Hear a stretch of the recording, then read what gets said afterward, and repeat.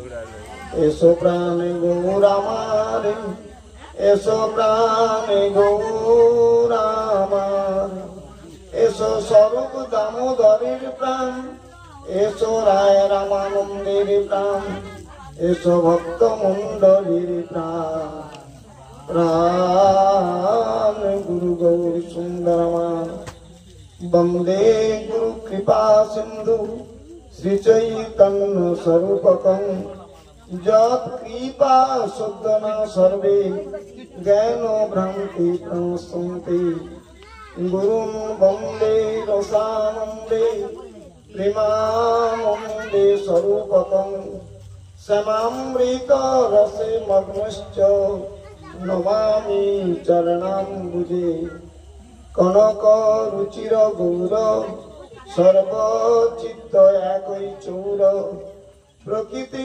मधुरं देह पूर्ण लावण्य गेह कलित ललित रूप स्कुब्ध कंदर्प भूप पुरट हृदि नटेन्द्र श्री श्री नवद्वीप चंद्र श्रीरंगौरचनार्भें अरुण कांति गजगति हरि प्रेमन्मुत धीतै सत्तांशित मुखै समाघोर नेत्रं करे करित नेत्रं करविधौ श्रीमन् नित्यानंद भजन तरुस्कंध निरवधि श्रीमद् अद्वैताचार्य चरणारविंदे श्री शांतिपुर नायक सदाय आनंद स्कंध श्री श्री सीतापतये गंगा वै निवासिनो श्री अच्युतानंद इतरो नमस्तुते जय गदाधर गौरांग श्री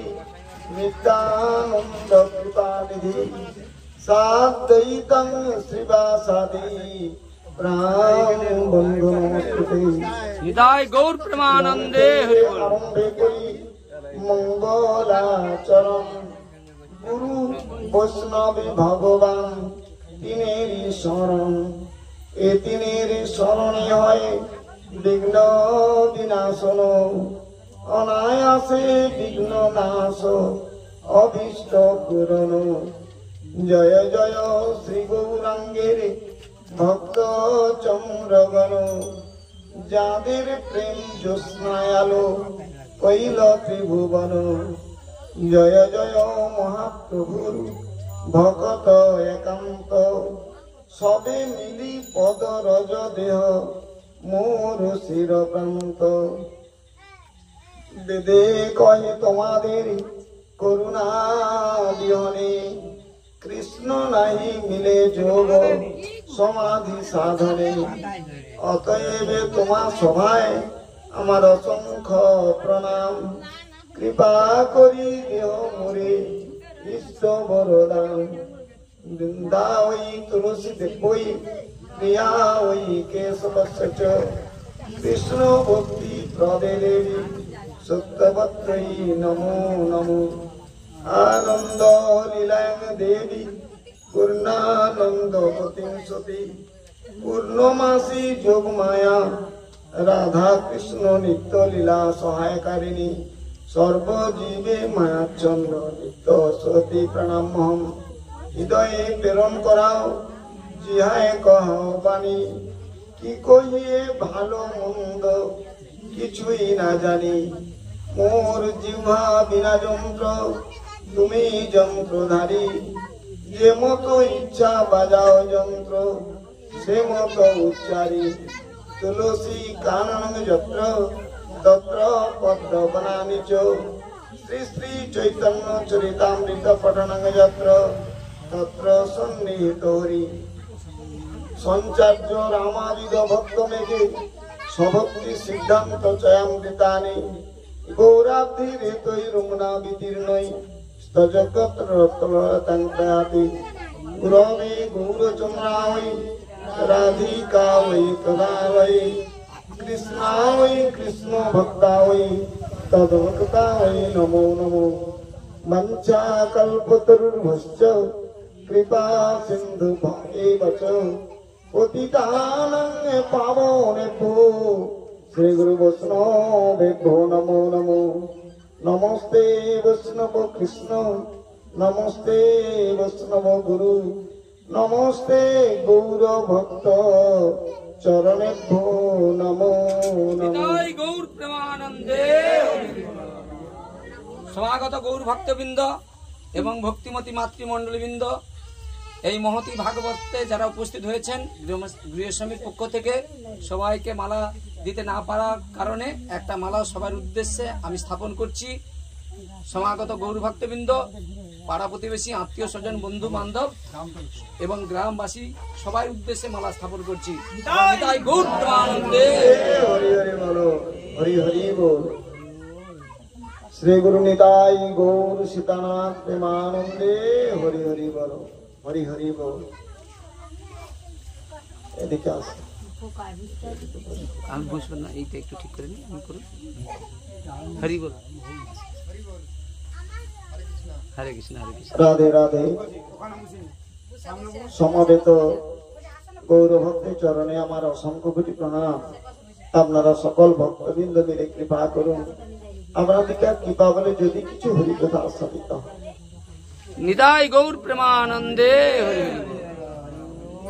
আমার মতো অধম যারা জীর্ণ রোগাগ্রস্ত মানুষ, আপনাদের সামনে হরিকথা পরিবেশন করার মতো আমার যোগ্য নাই, কোনো যোগ্যতাও নেই।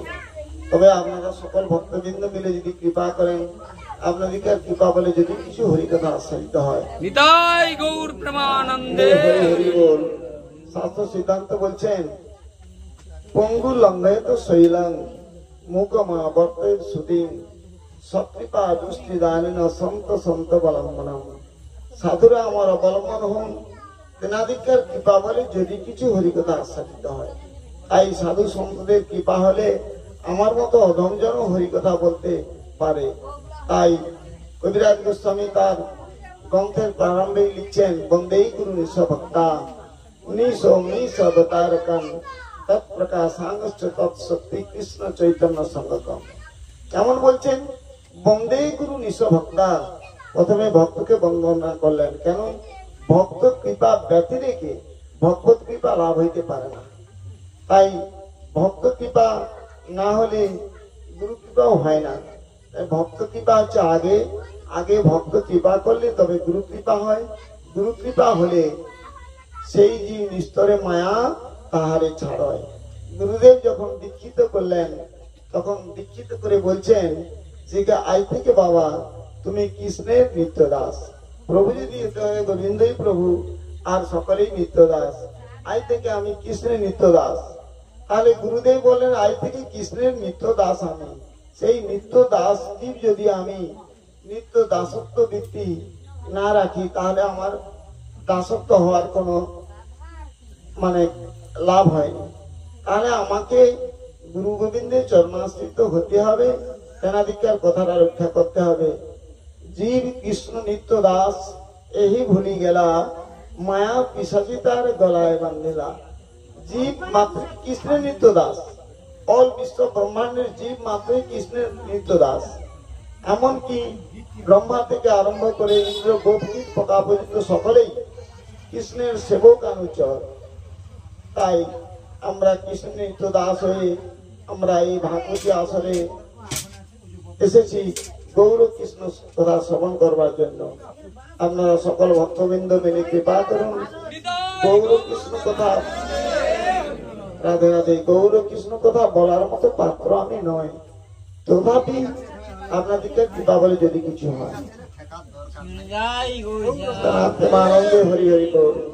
আজকে এই শ্রী শ্রী চৈতন্য চরিতামৃত গ্রন্থের মধ্যলীলা অষ্টম পরিচ্ছেদ, কবিরাজ গোস্বামী লিখছেন অষ্টম পরিচ্ছেদে নন্দী শ্লোক বলছেন, সঞ্চার্য রামাবিদ ভক্ত মেঘে সভক্তি সিদ্ধান্ত চয়ামৃতানি গৌরাব্ধি রেতৈ যমুনা বিদীর্ণই তজতত্র প্রলয়তাং প্রয়াতি।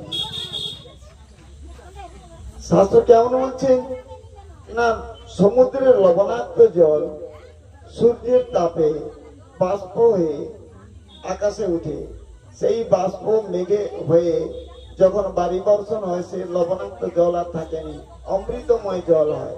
সেই জল নদী নালা দিয়ে বেয়ে গিয়ে যখন আমার সমুদ্রে পতিত হয় তখন সমুদ্র হয়ে ওঠে রত্নের আকর বা ভান্ডার।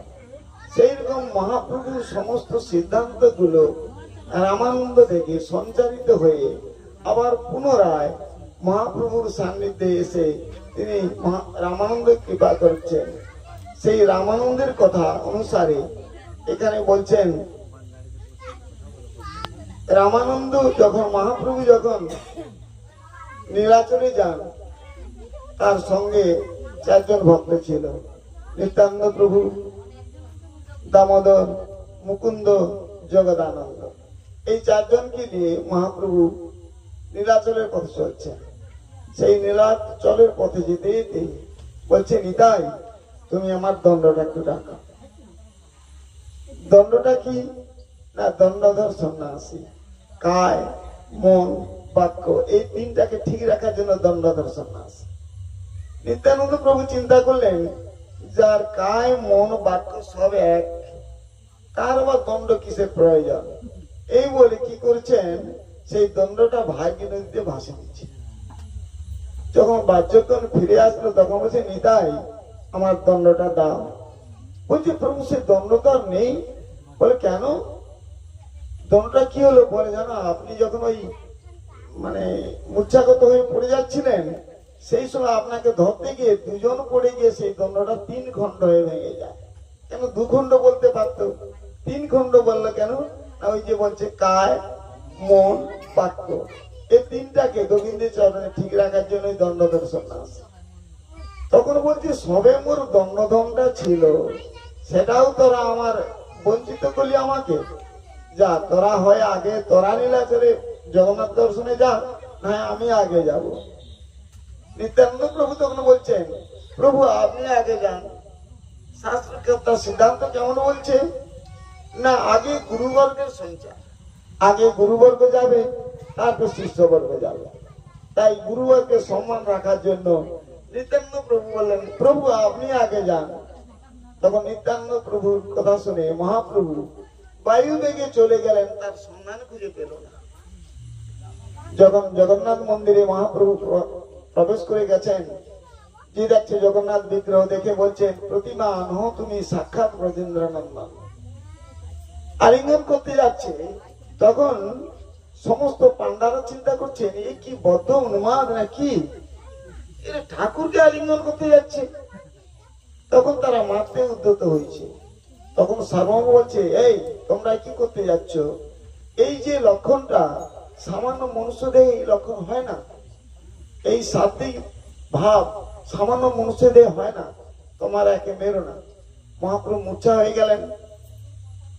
যখন তার নাকে যখন তুলে দেখা গেল নিঃশ্বাসটা পড়ছে অতি হালকা, তখন সার্বভৌম বলছেন, তোমরা একে আমার বাড়িতে পৌঁছে দাও।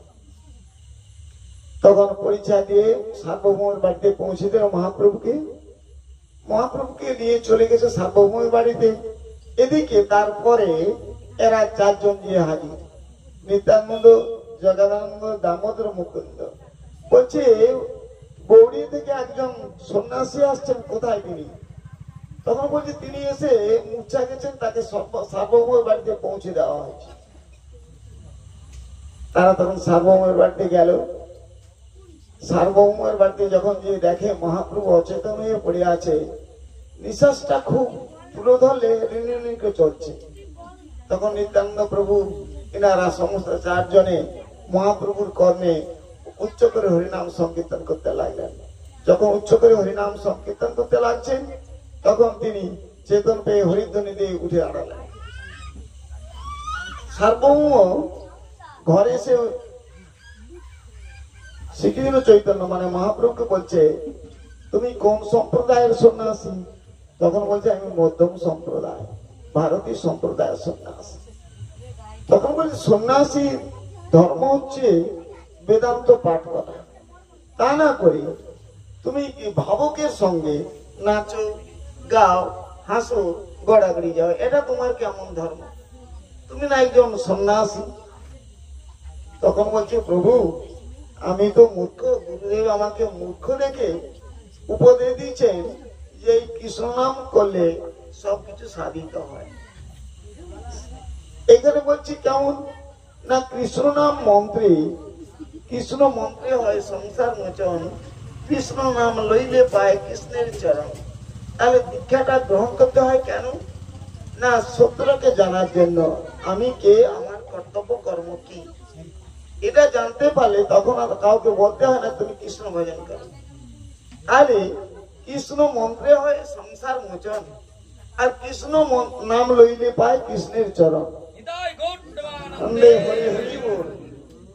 তাহলে আমাকে মূর্খ দেখে আমার গুরুদেব এই কৃষ্ণ মন্ত্রে দীক্ষিত করার পর কৃষ্ণ নাম গান কীর্তন করতে বলছি। সেই জন্য আমি ভাবকের সঙ্গে নাচি গাই, কখন যে গড়াগড়ি যায় আমি কিছু বুঝি না। তখন হচ্ছে তোমার বেদান্ত শ্রবণ করা উচিত। বেদান্ত শ্রবণ করতে যখন বলছেন, বলছে আপনি কৃপা করে বলুন। বেদান্ত পাঠ করছেন সার্বভৌম ভট্টাচার্য, বেদান্ত শ্রবণ করছেন 7 দিন, বেদান্ত শ্রবণ করছে। এখন বলছে ওই সার্বভৌম বলছে, হ্যাঁ গো শ্রীকৃষ্ণ চৈতন্য, এই যে 7 দিন আমি বেদান্ত পাঠ করলাম, তুমি কিটা বুঝতে পারলে কি বুঝতে পারলেনি, কিছু তুমি বলনি। তখন শ্রীকৃষ্ণ চৈতন্য বলছেন, প্রভু আপনি তো আমাকে কিছু বলতে বলেননি, আমাকে শ্রবণ করতে বলছেন, কিছু তো বলতে বলেননি। তবে আপনি যদি কৃপা করে যদি বলেন, তবে এই দ্বিতীয় দিবসে যে আত্মারামের শ্লোকে ব্যাখ্যা বললেন, সেটা যদি কৃপা করে আর একবার বলেন। সার্বভৌম 6টা দর্শন শাস্ত্রে পণ্ডিত, তিনি ব্যাখ্যা করলেন আত্মারামের শ্লোকের ব্যাখ্যা, 9 রকমের ব্যাখ্যা করলেন। মহাপ্রভু বলছেন এটা গৌণার্থ বাদ দিয়ে, মুখ্যার্থ বাদ দিয়ে গৌণার্থ করছেন, আসল সত্যটা কিন্তু এটা নয়। তখন বলছে তুমি তাহলে বলো না, যে আপনি যদি কৃপা করেন তাহলে আমি বলবার চেষ্টা করি। মহাপ্রভু সেই 9 রকমের ব্যাখ্যাটাকে বাদ দিয়ে আত্মারামের শ্লোকের ব্যাখ্যা করলেন। সেই শ্লোকটা ছিল, আত্মা রামেশ্চ মনো নির্গন্তা উপক্রমে কুর্বন্তি হৈতুকিং ভক্তি বিদ্যুদ্ভূত গুণ হরি। এই শ্লোকে 7 জন আত্মা, 7 জন আত্মাকে যিনি রমণ করেন, মানে আনন্দ দান করেন, তিনি আত্মারাম। কেমন, যখন আত্মারামের শ্লোকে যখন ব্যাখ্যা বললেন, ব্রহ্ম শব্দটা জ্যোতি, যেমন আলোটা জ্বলছে বলে, ল্যাম্পটা জ্বলছে বলে আলোটা বিচ্ছুরিত হচ্ছে। ব্রহ্মটা কি না, গোবিন্দেরই অঙ্গ কান্তি, গোবিন্দের অঙ্গের ছটা আছে ব্রহ্ম। সেই ব্রহ্মেতে সমস্ত জগৎ সৃষ্টি হয়, সেই ব্রহ্মে লয় প্রাপ্ত হয় আবার পুনরায়। কেমন বলছে, ব্রহ্ম আত্মা, মন, দেহ, যত্ন, ধৃতি, বুদ্ধি, স্বভাব। তাহলে ব্রহ্ম বস্তু ঠিক থাকলে দেহ ঠিক থাকে, দেহ ঠিক থাকলে মন ঠিক থাকে, মন ঠিক থাকলে যত্ন করার চেষ্টা পায়, যত্ন করলে কি হয় না, পূর্বের যে স্বভাব যেটা আমরা ধ্বংস করে আনন্দ পাই, সেই ধ্বংসটা রহিত হয়ে যায়। তাহলে বলা হচ্ছে আত্মারামের শ্লোকে যখন ব্যাখ্যা বললেন, সার্বভৌম তখন তার প্রতিভা স্তম্ভিত হয়ে গেছে। 6টা দর্শন শাস্ত্রের পণ্ডিত, এ সামান্য একজন ভক্ত, তার কাছে আমি হেরে গেলাম। যখন সার্বভৌম প্রতিভা স্তম্ভিত, যখন চিন্তা করেন তো সামান্য নহেন, যখন চরণে যখন পড়ে গেছে শ্রীকৃষ্ণ চৈতন্যের, তখন তাকে সরভুজ দর্শন করালেন। তখন তার হরি হরি বল, তখন তিনি ভাবছেন তিনি সাক্ষাৎ শ্রীকৃষ্ণ। সরভুজ দর্শন করালেন। তার আগে যখন সার্বভৌম যখন মহাপ্রভুকে তার বাড়িতে পৌঁছায়, তখন তার ভগ্নিপতি গোপীনাথ ছিল ওখানে। বলছে আজকে তুমি যাকে বাড়িতে পৌঁছাচ্ছ না, উনি সাক্ষাৎ ভগবান। বলে মানুষ কোনদিন সাক্ষাৎ ভগবান হয়? তাহলে ভগবানের কৃপা না হলে ভগবানকে চেনা যায় না।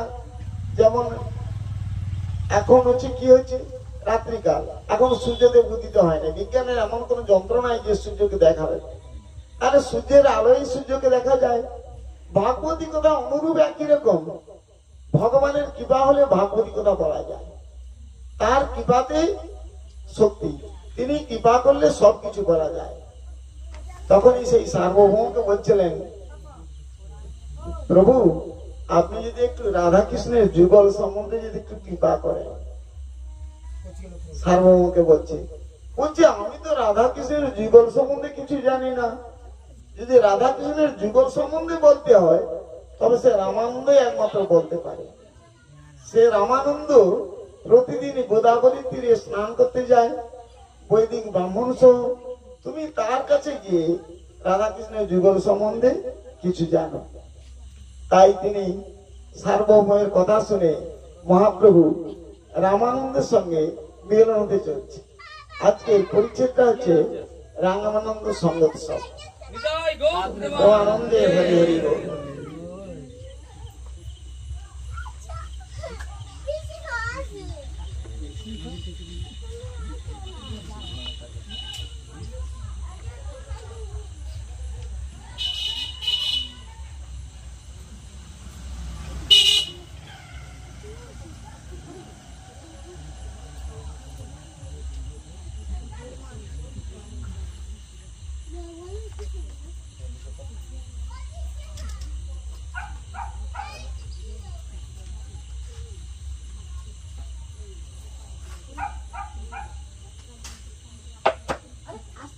জয় জয় শ্রী চৈতন্য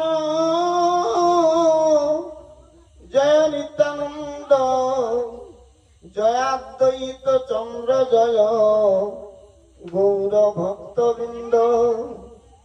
পূর্বরিতে প্রভু আগে করিলা গমনে জিয়র নৃসিংহ ক্ষেত্রে গেল কত দিনে। মহাপ্রভু রামানন্দের সঙ্গে মিলন হওয়ার জন্য চলছেন। রাস্তায় যেতে যেতে দেখলো একটা নৃসিংহদেবের মন্দির। নৃসিংহদেবের মন্দির দেখে নৃসিংহদেবকে প্রণিপাত করছেন এবং আশীর্বাদ চাইছেন। জগৎকে কেমন কৃপা করছে মহাপ্রভু বলছে, ইদো নৃসিংহ পরত নৃসিংহ যত যত জামি তত তত নৃসিংহ, বাহিরেও নৃসিংহ ভিতরেও নৃসিংহ। নৃসিংহ আদিদেব, নৃসিংহ আমার রক্ষা করতাম, নৃসিংহ আমার রক্ষা করো। কলমটা আগে কি বলছে, জিওর নৃসিংহ ক্ষেত্রে গেল কত দিনে। জিওর কথাটা ব্যবহার করছে কেন?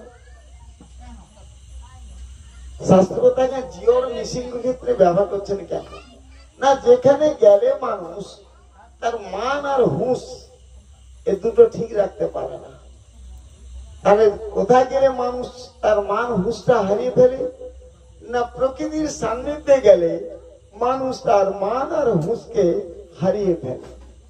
এই জন্য বলছে জিওর নৃসিংহ ক্ষেত্রে গেল কত দিনে।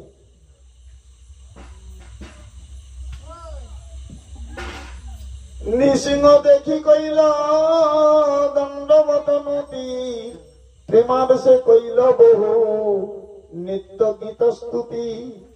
শ্রী নৃসিংহ জয় নৃসিংহ জয় জয় নৃসিংহ, প্রহ্লাদ জয় পদ্ম মুখ পদ্ম ভিঙ্গ। নৃসিংহদেব স্তব করছেন মহাপ্রভু। উগ্র উগ্র এবাং স্বভক্তানাং কেশরী কেশরী ব সপতানা মন্যে সাম পবিক্রম। নৃসিংহদেব তার শিব মানে শিশুর কাছে স্নেহ কমল, কিন্তু অন্য লোকের কাছে ভয়ঙ্কর।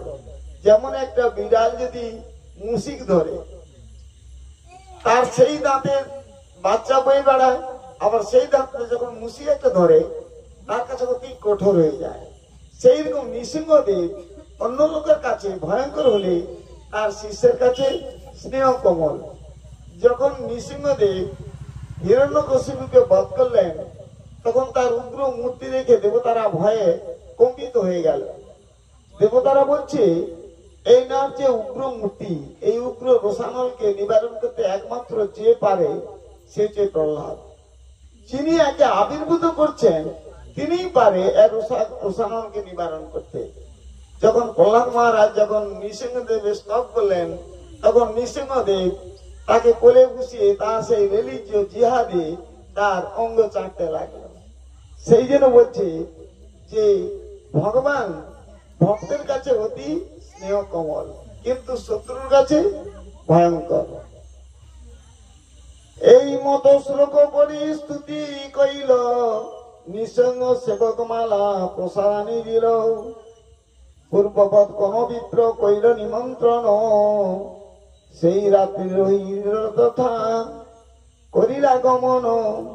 প্রভাতে উঠিয়া প্রভু চলিলা প্রেমাবেশে, দিগ্বিদিক জ্ঞান নাহি রাত্রি দিবসে।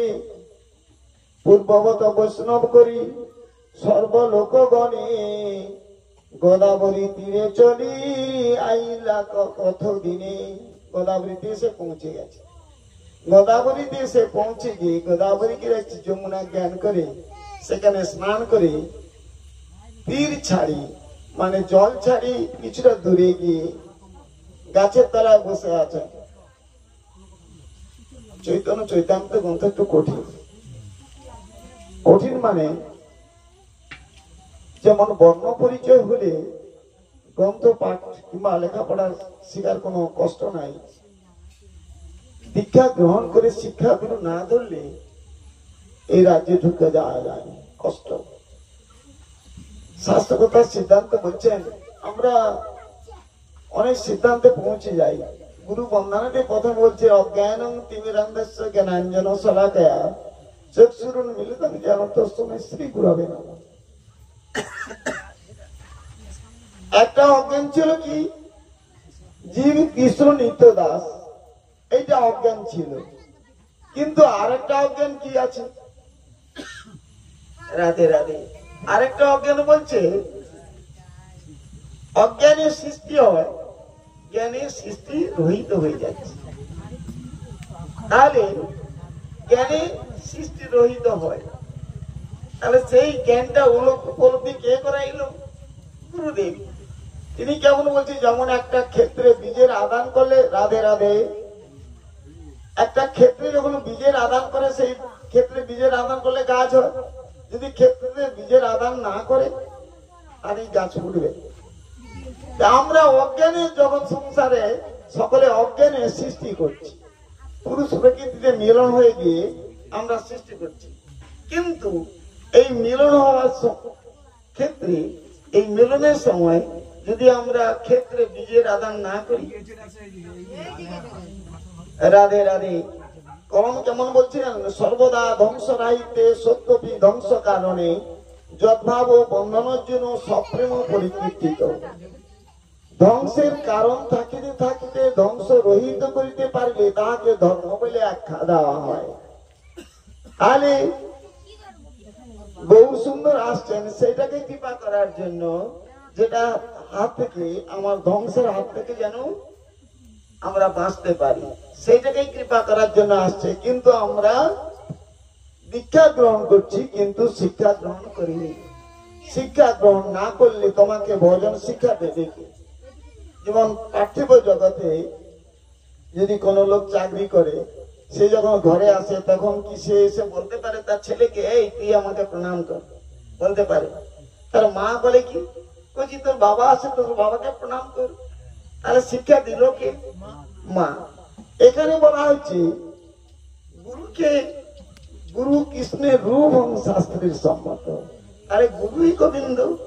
কৃষ্ণ যদি কৃপা করেন কোন ভাগ্যবানে, গুরু অন্তর্যামী রূপে শেখায় আপনি, তাহলে গুরুই কৃষ্ণ, মাধ্যম দিয়ে কৃপা করছেন কৃষ্ণ, গুরুর মাধ্যম দিয়ে। তাহলে মাধ্যম শক্তি হচ্ছে গুরু। তাহলে সেই গুরুকে চিনাবে কে? শিক্ষাগুরু ছাড়া। শিক্ষাগুরুকে অন্তর্যামী, ভক্ত শ্রেষ্ঠ, এই দুই রূপ। ভক্ত শ্রেষ্ঠ আমার রাধারানী ভক্ত শ্রেষ্ঠ, তার উপরি মার্গে কেউ আর ভক্ত হতে পারে না।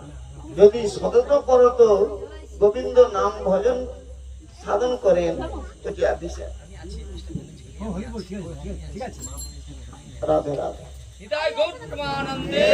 হরি হরি বলো, হরি হরি বল। তাহলে শিক্ষা সাধন করায় কে? শিক্ষা গুরু। তাহলে সেই শিক্ষা গুরু চরণাশ্রিত না হলে এই ধ্বংসের লীলাটা বন্ধ করতে পারবে, ধ্বংস হবে। যত অজ্ঞান তিমিরান্ধস্য বলি না কেন, পথের সন্ধান না দিলে তুমি কিছুতেই পথের সন্ধান খুঁজে পাবে না। আমরা সকলে চক্রব্যূহ জানেন তো? চক্রব্যূহ, যেটা দ্রোণাচার্য চক্রব্যূহ রচনা করছিল কুরুক্ষেত্রের রণাঙ্গনে। অভিমন্যু সেই চক্রব্যূহের মধ্যে ঢুকে পড়ছিল। তার জ্যেষ্ঠতা থেকে বলছে, জ্যেষ্ঠতা তো আমি চক্রব্যূহের মধ্যে ঢুকার এটা আমি জানি। আমার বাবা বলছিল মাকে, আমি সেটা শ্রবণ করছি। যখন নির্গমন হয়, নির্গমনের সময় মা ঘুমিয়ে যায়, ওই সময়টা আমি জানি। আমি চক্রব্যূহের মধ্যে ঢুকে পড়বো, কিন্তু বাড়াইতে আমি পারবো না। ভীম তখন বলছে, আরে তুই বেটা ঢুকে জানা, আমি বের করলে আসবো। আর ওই দিন জয়দ্রথ শিববার বলিয়া চক্রব্যূহে ঢুকে গেছে, কিন্তু বেড়াইতে আর পারেনি। দৈর যুদ্ধ মানে একজন অপরকের সঙ্গে দৈর যুদ্ধে সকলকে হারিয়ে দিল। দুর্যোধন তখন বলছে, ওকে সপ্তরথী মিলে বধ করো। তখন বলছে, জ্যেষ্ঠতা তো এটা একটা অন্যায়। বলছে, যুদ্ধ কৌশল কি অন্যায় ন্যায় ওটা দেখবো না, শত্রু নিধন করা কঠিন। তাকে অন্যায় যুদ্ধে অভিমন্যুকে বধ করে দিল। সেইরকম আমরা সকলেই চক্রব্যূহের মধ্যে ঢুকে পড়ি, কিন্তু বাড়াইতে পারিনি। অভিমন্যুর মতো মৃত্যুবরণ করে বেড়াতে হয়। আমরা চক্রব্যূহে ঢুকে পড়ি, পুরুষ প্রকৃতির মিলনে ঢুকে পড়ি, আনন্দ আস্বাদন করি। যখন ঘুরি আমাদের ব্রহ্মস্ব হরণ হয়ে যায়। তাহলে যত আদরজাত সিদ্ধের খাও না কেন, যত কিছু খাও না কেন, আগে নিজেকে তৈরি হতে হবে যাতে করে নিজেকে রক্ষা পায়। যেহেতু বলা হচ্ছে সংসার ধর্ম শ্রেষ্ঠ ধর্ম, এই সংসার ধর্ম থেকে গোবিন্দ ভজন করতে হয়। আমরা সকলেই রাধা গোবিন্দের যুগল মন্ত্রে উপাসিত হয়েছি। যুগল ভজন না শিখলে কিন্তু যুগল উপাসনা করা যায় না। গুরুদেব মন্ত্র দিয়েছেন, যুগল মন্ত্র উপাসিত হয়েছি, কিন্তু তার কলা কৌশল না জানলে কি করব? আমরা সকলে এরকম চক্রব্যূহের মধ্যে ঢুকে পড়বো আর বাড়াতে পারবো। রাধে রাধে। এখানে রামানন্দকে লক্ষ্য করে আমার মহাপ্রভু কেমন বলছেন দেখুন। তাহলে রামানন্দের সঙ্গে মিলন করতে আসছেন মহাপ্রভু। এমন সময় দেখলেন সহস্রিক জন মানে 100 জন বৈদিক ব্রাহ্মণকে সঙ্গে নিয়ে চতুর্দোলাতে করে এসে রামানন্দ গোদাবরীতে স্নান করতে লাগলেন। গোদাবরীতে যখন স্নান করছে তার বিধি অনুসারে সমস্ত তর্পণাদি করছেন। রামানন্দ তর্পণাদি করার পর দেখছেন অনতি দূরে, কিছুটা দূরে একটা গাছের তলায় বসে আছেন মহাপ্রভু, একজন সন্ন্যাসী। তার জ্যোতি বিচ্ছুরিত হচ্ছে দেখে তিনি মুগ্ধ হয়ে গেলেন। কে এমন নবীন সন্ন্যাসী যার দেহপুঞ্জ এত উজ্জ্বল? রামানন্দকে দেখে মহাপ্রভু সেখানে চিন্তা করছেন, এই বুঝি রামানন্দ। কেননা সেই তো পূরবের ভাব, এরাই তারাই আর তারাই এরাই। ব্রজে যারা কানাই বলাই তারাই এখানে গৌরী তাই। ব্রজে যারা ছিলেন বিশাখা সখী, ললিতা সখী, বিশাখা সখী যে রামানন্দ, ললিতা সখী যে স্বরূপ দামোদর, আদিকার পূরবের ভাব। আর গৌর কি এমন না, এটি রাধা রানীর সঙ্গে নিয়ে আসছেন, ভিতরে কৃষ্ণ বাইরে রাধা। তাহলে গৌরীর ভাবটা কেমন? রাধা ভাব। যে রাধা রানী তার সখীকে চিনতে দেরি হয়, তিনি চিনতে পারলেন এই বুঝি সেই রামানন্দ। মহাপ্রভুর তার উচ্ছ্বলিত অঙ্গকান্তি দেখে রামানন্দ সেখানে গিয়ে পৌঁছে গেল। যখন প্রণাম করছেন তখন বলছেন, তুমি রামানন্দ? তখন বলছে, আমি দাস, অতি শূদ্র মন্দ। কেন বললো? যে রাধা গোবিন্দের যুগল উপাসনা করে সে আমি দাস অতি শূদ্র মন্দ কেন বললো? না, সে বিষয় চাকরি করে, তহসিলদারের কাজ করে, এই জন্য বিষয়ী থাকার জন্য সে নিজেকে বলছে আমি শূদ্র, বিষয়ী শূদ্রাধম, বিষয়ী শূদ্র অতি মন্দ। মানে কথোপকথন করার পরে দুজনে কি করছে না, আলিঙ্গন করে গড়াগড়ি যাচ্ছে। এদিকে রাধে রাধে, এদিকে যে বৈদিক ব্রাহ্মণরা ছিল তারা দেখছে রামানন্দ ওই সন্ন্যাসীকে আলিঙ্গন করে দুজনেই গড়াগড়ি যাচ্ছে। চিন্তা করছে এরা তো ব্রাহ্মণ, বৈদিক ব্রাহ্মণ, এরা চিন্তা করছে বিষয়ী শূদ্রাধন রামানন্দ, এই বিষয়ী কেন সন্ন্যাসী দিকে ধরে গড়াগড়ি যাচ্ছে, এটা কেমন? তাহলে এটা ঠিক হয়নি। কিন্তু মহাপ্রভু কি করলেন না, বিজাতীয় লোক দেখি কইল সম্বরা। বিজাতীয় কেন বললেন? তারা তো বৈদিক ব্রাহ্মণ, তাদেরকে বিজাতীয় করলেন কেন? রাধা গোবিন্দের যুগলের মধ্যে ওনারা নাই, নাই, পারিবেই নি। এই জন্য শাস্ত্র খুব কঠিন। শাস্ত্র সিদ্ধান্ত বলছেন যে আমরা সকলেই শাস্ত্র যুক্তি অনুসারে চলি। কেমন? বিধিমার্গে ভজন করে শাস্ত্র আজ্ঞায়, বিধিমার্গে ভজন করে শাস্ত্র আজ্ঞায় চতুর্বিধ মুক্তি পাইয়া বৈকুণ্ঠেতে যায়। তাহলে বৈকুণ্ঠে যায় বললেন, গোলকে যায় না। কলমটা কেমন করছে? রাধে রাধে, রাধে রাধে বাবা, সাবধানে একটু যাও বাবা। তাহলে আমরা সকলেই বিধি মার্গে ভজন করি। তাহলে বিধি কমা, বিধি কম নয়, বিষ্ণু স্মরণ বিধি, বিষ্ণু বিস্মরণ অবিধি। তাহলে আগে বিষ্ণু স্মরণ করতে হবে, বিষ্ণু স্মরণ বিধি। বিষ্ণুতে বিষ্ণু কৃষ্ণ পৃথক নহেন, তথাপি শাস্ত্র বলছেন কৃষ্ণ অংশী বিষ্ণু অংশ। কৃষ্ণ আনন্দময় বিগ্রহ, বিষ্ণু হচ্ছে পরিত্রাণায় সাধনাং বিনাশায় চতুষ্কৃতাং ধর্ম সংস্থাপনার্থায় সম্ভবামি যুগে যুগে। দুষ্টের দমন এবং শিষ্টকে পালন করার জন্য ইনারা সমস্ত যুগে যুগে অবতীর্ণ হয়।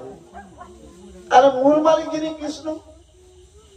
শাস্ত্র সিদ্ধান্ত বলছেন ঈশ্বর পরম কৃষ্ণ সচ্চিদানন্দ বিগ্রহ অনাদির আদি গোবিন্দ সর্ব কারণ কারণ। তাহলে ঈশ্বর শ্রীকৃষ্ণই একমাত্র ঈশ্বর, আর আদি মধ্য অন্ত কিছু বোঝা ওনাকে ছিলেন সব। চিৎ আনন্দ, চিৎ চিন্ময় বস্তু, তার অক্ষয় অব্যয়, তার কোনোদিন ক্ষয় বয় নাই। সত্য বস্তু, আগে ছিলেন, এখন আছেন, পরেও থাকবেন। কেমন তিনি, কেমন বিগ্রহ? না আনন্দময় বিগ্রহ, তার মধ্যে দুঃখের লেশ মাত্র নাই। তাহলে ভাগবত যে সিদ্ধান্ত বললেন পুতনা মক্ষণ লীলা, তাহলে সেটা কি? রাধে রাধে। তাহলে পুতনা মক্ষণ লীলাতে গোবিন্দ যদি পুতনাকে উদ্ধার করেন, তাহলে সেটা কেমন হল?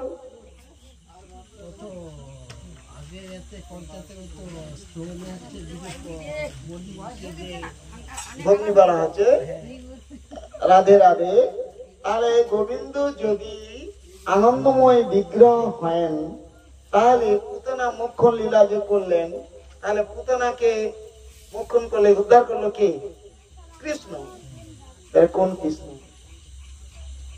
শ্লোক ভাগবতের মতো বিবাহ আছে, পয়ার ভাগবতে কোনো কিছু দেওয়া নেই। শ্লোক ভাগবতে বলা হয়েছে যখন বসুদেব যখন কৃষ্ণকে দিয়ে আসতে যায়, তখন ওখানেও যশোমতির ঘরেও কৃষ্ণের আবির্ভাব করছেন মূল মালিক গোবিন্দের।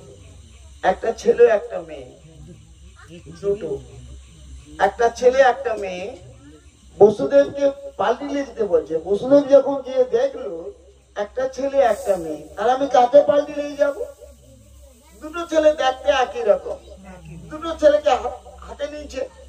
দেখতে দেখতে দেখতে বসুদেবের কৃষ্ণ নন্দের কৃষ্ণের সঙ্গে মিলিয়ে গেল। শাস্ত্রকতা সিদ্ধান্ত বলছেন বসুদেব গৃহে জাত বাসুদেব খিলাতনে নীলে নন্দ সুতং রাজেন ঘন সৌদা মেনি যথা। আকাশে মেঘ চাইলে যেমন জলদ মেঘের ঘর্ষণে তড়িৎ প্রবাহিত হয়, রাধে রাধে, জলদ মেঘ রাধে রাধে। সেই জলম মেঘের ঘটনের তড়িৎ প্রবাহিত, সেই তড়িৎটা কোথায় যায়? আবার আকাশে মিলিয়ে যায়। সেই রকম বসুদেবের কৃষ্ণ নন্দের কৃষ্ণের সঙ্গে মিলিয়ে গেল। বলে বাবা যা হয়েছে রেখে দেই, রেখে দিয়ে মায়াদেবীকে নিয়ে বেরিয়ে আসলো। যখনই মেয়েটাকে নিয়ে যখন বেরিয়ে আসলো, সে হচ্ছে মায়াদেবী, মায়া মুক্ত ওখানে নন্দালয়ে। তখন নন্দালয়ে সকলে জানতে পারলো দেশপতি ছেলে হয়েছে, আনন্দে হই হুল্লোড় পড়ে গেল। আর এখানে বসুদেব যখন সে কংসের কারাগারে ঢুকে গেল, মায়াদেবী ওয়া ওয়া করে কাঁদতে লাগলো। সকলে জেগে গাড়ি করে সমস্ত জেগে উঠলো। তারা বলছে দেবপতি ছেলে হয়েছে। কংস দৌড়িয়ে আসলো, বলে ছেলে হয়েছে। তখন দেবকী চরণে ধরে বলছে, দাদা আমার অষ্টম গর্ভের সন্তান তোমার মৃত্যুর কারণ, কিন্তু এ তো সন্ততি মানে মেয়ে, তাহলে এ তো তোমার হত্যার কারণ নয়। বলে আরে চক্রী নারায়ণ, এই যে কখনই কি করবে বুঝা মুশকিল, অতএব একে ছাড়া যাবে না। দে বলে জোর করে ছাড়িয়ে নিল। নিয়ে যখনই আছাড় মারতে যাবে, হাত থেকে ফুসকি বেরিয়ে গেছে। বেরিয়ে যে অষ্টভুজ দুর্গা রূপ ধারণ করে বলছে, তোমার এই বলিবে যে গোকুলে বাড়িতে, সে নির্দেশ করে গেল গোকুল, কিন্তু কাপ ধরে সেটা বলে। তাহলে বলো তো, সেই যে বসুদেবের কৃষ্ণ, তিনি কে? নারায়ণের অবতার। রে কংস থেকে দৈবানী বলছে, রে কংস তোমাকে যাকে আনন্দ করতে দিচ্ছ, এরই অষ্টম গর্ভের সন্তান তোমার মৃত্যুর কারণ হবে। তার সে কি? নারায়ণের অবতার, সমস্ত বিষ্ণু সত্তা, চতুর্ভুজ। এনারা দুষ্টকে দমন এবং শিষ্টকে পালন করেন। তাই দুষ্টকে দমন এবং শিষ্টকে পালন করার কাজ হচ্ছে বিষ্ণু। মূল মালিক শ্রীকৃষ্ণ কোনো কিছু করেন না। এই যে 18টা অসুর বধ করছে ভাগবতে, সমস্ত বিষ্ণু বধ করছেন। কেন? বিষ্ণু তো তখন গোবিন্দের শরীরে, বিষ্ণু দ্বারা হত করেন অসুর ও সংহারী। চৈতন্য গ্রন্থ ভারী সুন্দর, যদি একটু গৌর কৃপা করে তাহলে অতি সহজ সরল। যে গৌরের দায় কৃপা করলে কিছু বলে, তাহলে গৌরের কৃপাই সর্বোৎকৃষ্ট কৃপা, যে কৃপার উপরিমায় যার কিচ্ছু নেই, দিবালোকের মতো স্পষ্ট হয়ে যাবে। গৌর কৃপা না করলে হয়নি। দুঃখ লাগে কোথায় জানো? এখনকার কীর্তন সম্প্রদায় প্রথমে কীর্তন করছে হরে কৃষ্ণ, হরে কৃষ্ণ জানালো কে? হরে কৃষ্ণ মহামন্ত্র জানালো কে? তাহলে যার দ্বারা তুমি জানতে পারলো, তাকে তোমাকে আগে ডাকতে হবে। কলিযুগে ঠাকুর আমার গৌরের যে মতাদর্শী নয়, সে কোন রকমের স্থান পায়নি। শাস্ত্র কথা সিদ্ধান্ত বলছেন, গৌরের যেই মত সেই মত সার, আর সমস্ত মত যার ছাড়া। এখন যে আমাদের পার্থিব জগতে মোদী সরকার টাকাটা চেঞ্জ করে দিচ্ছে, সেই পুরনো টাকা দেখলে আপনাকে গ্রেফতার করে দেবে। তাহলে যে রাজার আমলে যে টাকা পরিচালিত হয়, সেই রাজার আমলে সে টাকার দাম বেশি। তাহলে কলিযুগে ঠাকুর আমার গৌরের যেই মত সেই মতটাকে মানতে হবে। আর যদি অন্য মতে চলি, আমার চৈতন্য গ্রন্থ বলছেন, এসব না মানে যে বা পণ্ডিত সকল, তার সবার বিদ্যা পাঠ ভেদ কোলাহল, এসব না মানে যে বা করে কৃষ্ণ ভক্তি, কৃষ্ণ কৃপা নাহি তারে নাহি তার গতি। এসব মানে পঞ্চতত্ত্ব যে মানলো না, তার কাউকে মানা হয়। আরে আমরা এককালে কীর্তনের দলে ছিলাম, আমরা এককালে কীর্তন করছি। গৌরচন্দ্রীকে আগে করতে হয়, গৌরকে আগে ডাকতে হয়, তারপর ব্রজলীলা প্রবেশ করতে হয়। এরা কি এখন সমস্ত আগে হরে কৃষ্ণ, আরে হরে কৃষ্ণ, হরে কে? হরে রাধা কৃষ্ণ। সে জানালো কে তোকে? এদিকে পদায় বলছে, যদি গৌর না হতো কেমন হইতো, কেমনে ধরিতাম দে, রাধার মহিমা প্রেম রসসীমা জগতে জানাতো কে? মুখে বলছি, কর্মে দর্শাইতে পারে। এরা কিরকম জানো?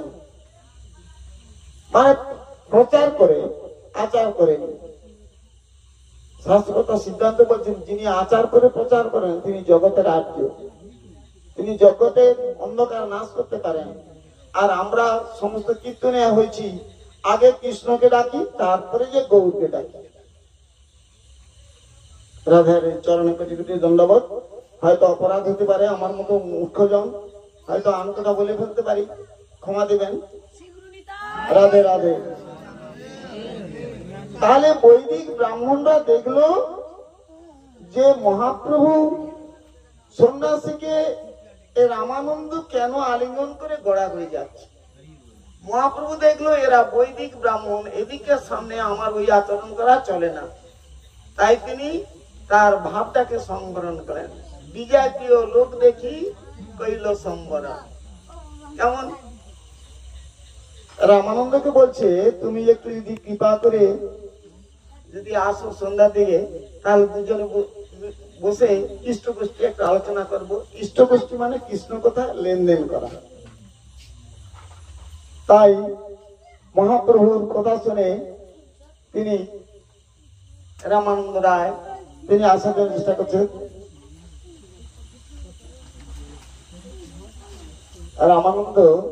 রামানন্দকে মহাপ্রভু বলছেন, রায় কয়ে সার্বভৌম করে বিদ্য জ্ঞান, পরোক্ষ মোরহিতে হয় সাবধান। তার কৃপায় পাইনু তোমার চরণ দর্শন, আজি সফল হইল মোর মনুষ্য জনম। রামানন্দ বলছেন যে সার্বভৌম কৃপা করে আপনাকে দর্শন করালেন, আমারই ভাগ্যে সেই সুফল লাভটা হলো। কেমন? কাহা তুমি সাক্ষাৎ ঈশ্বর নারায়ণ, কামই রাজসেবী বিষয়ী শূদ্রাধম। আমি রাজসেবী শূদ্রাধম মানে বিষয়ী, এই জন্য বলছে আমি বিষয়ী শূদ্রাধম। মোরে স্পর্শ না করিলে ঘৃণা বেদ ভয়, মোর দর্শন তোমা বেদে নিষেধ হয়। আমার মতো বিষয়ী শূদ্রাধমকে আলিঙ্গন করা তোমার ঠিক হয়নি, কারণ সন্ন্যাসী বিষয়ী দর্শন নিষেধ, স্ত্রীর মুখ দর্শন নিষেধ, এই দুটা ত্যাগ করতে বলা হয়েছে। আর তুমি আমাকে বিষয়ী জেনেও আমাকে আলিঙ্গন করছে, এটা তোমার ঠিক হয়নি, বেদে তোমাকে না বলছি। তোমার কৃপায় তোমার করায় নিন্দ কর্ম, সাক্ষাৎ ঈশ্বর তুমি কে জানে তোমার মর্ম। আমার ইস্তারিতে তোমার ইহা গমন, পরময় দয়ালু তুমি পতিত পাবন। তুমি পতিত পাবন, প্রতিজনকে উদ্ধার করার জন্য তোমার এটাকে আগমন। হে প্রভু, তুমি আমাকে কৃপা করার জন্যই আসছো। মহান্ত স্বভাবেই তারিতে পামর, নিজ কার্য নাহি তবু জান তার ঘর। মহান্ত স্বভাবেই তারিতে পামর, নিজ কার্য নাহি তবু জান তার ঘর। মহান্তের স্বভাব সকলকে উদ্ধার করা, কৃষ্ণ কথা উপদেশ করা তার ডিউটি। ভাগবত প্রমাণ দেখো, ওজাগেলের ক্ষেত্রে লোমশুনি তার ক্ষেত্রে তার লোমে যন্ত্রণা কমলো। বলছে আমার যখন এর কাছ থেকে যখন আমার এতটা উপকার হচ্ছে, একে আমি একটা ভালো উপদেশ দিয়ে যাই। বলছে ওজামিল তোমার তো অনেকগুলো ছেলে হয়েছে, 1 কৌড়ি 2 কৌড়ি 3 কৌড়ি করে নাম রাখছে, হচ্ছে ভাগ্য। তবে তুমি লাস্টের ছেলের নাম তুমি নারায়ণ বলে নাম রাখো, কেন? নারায়ণ। নার শব্দের জীবকুল, অয়ন শব্দের আশ্রয়, যিনি জীব সময়ের আশ্রয় তিনি নারায়ণ। তাহলে সেই নারায়ণ নাম রাখার ফলে তার মুক্তি হয়েছিল অনায়াসেই।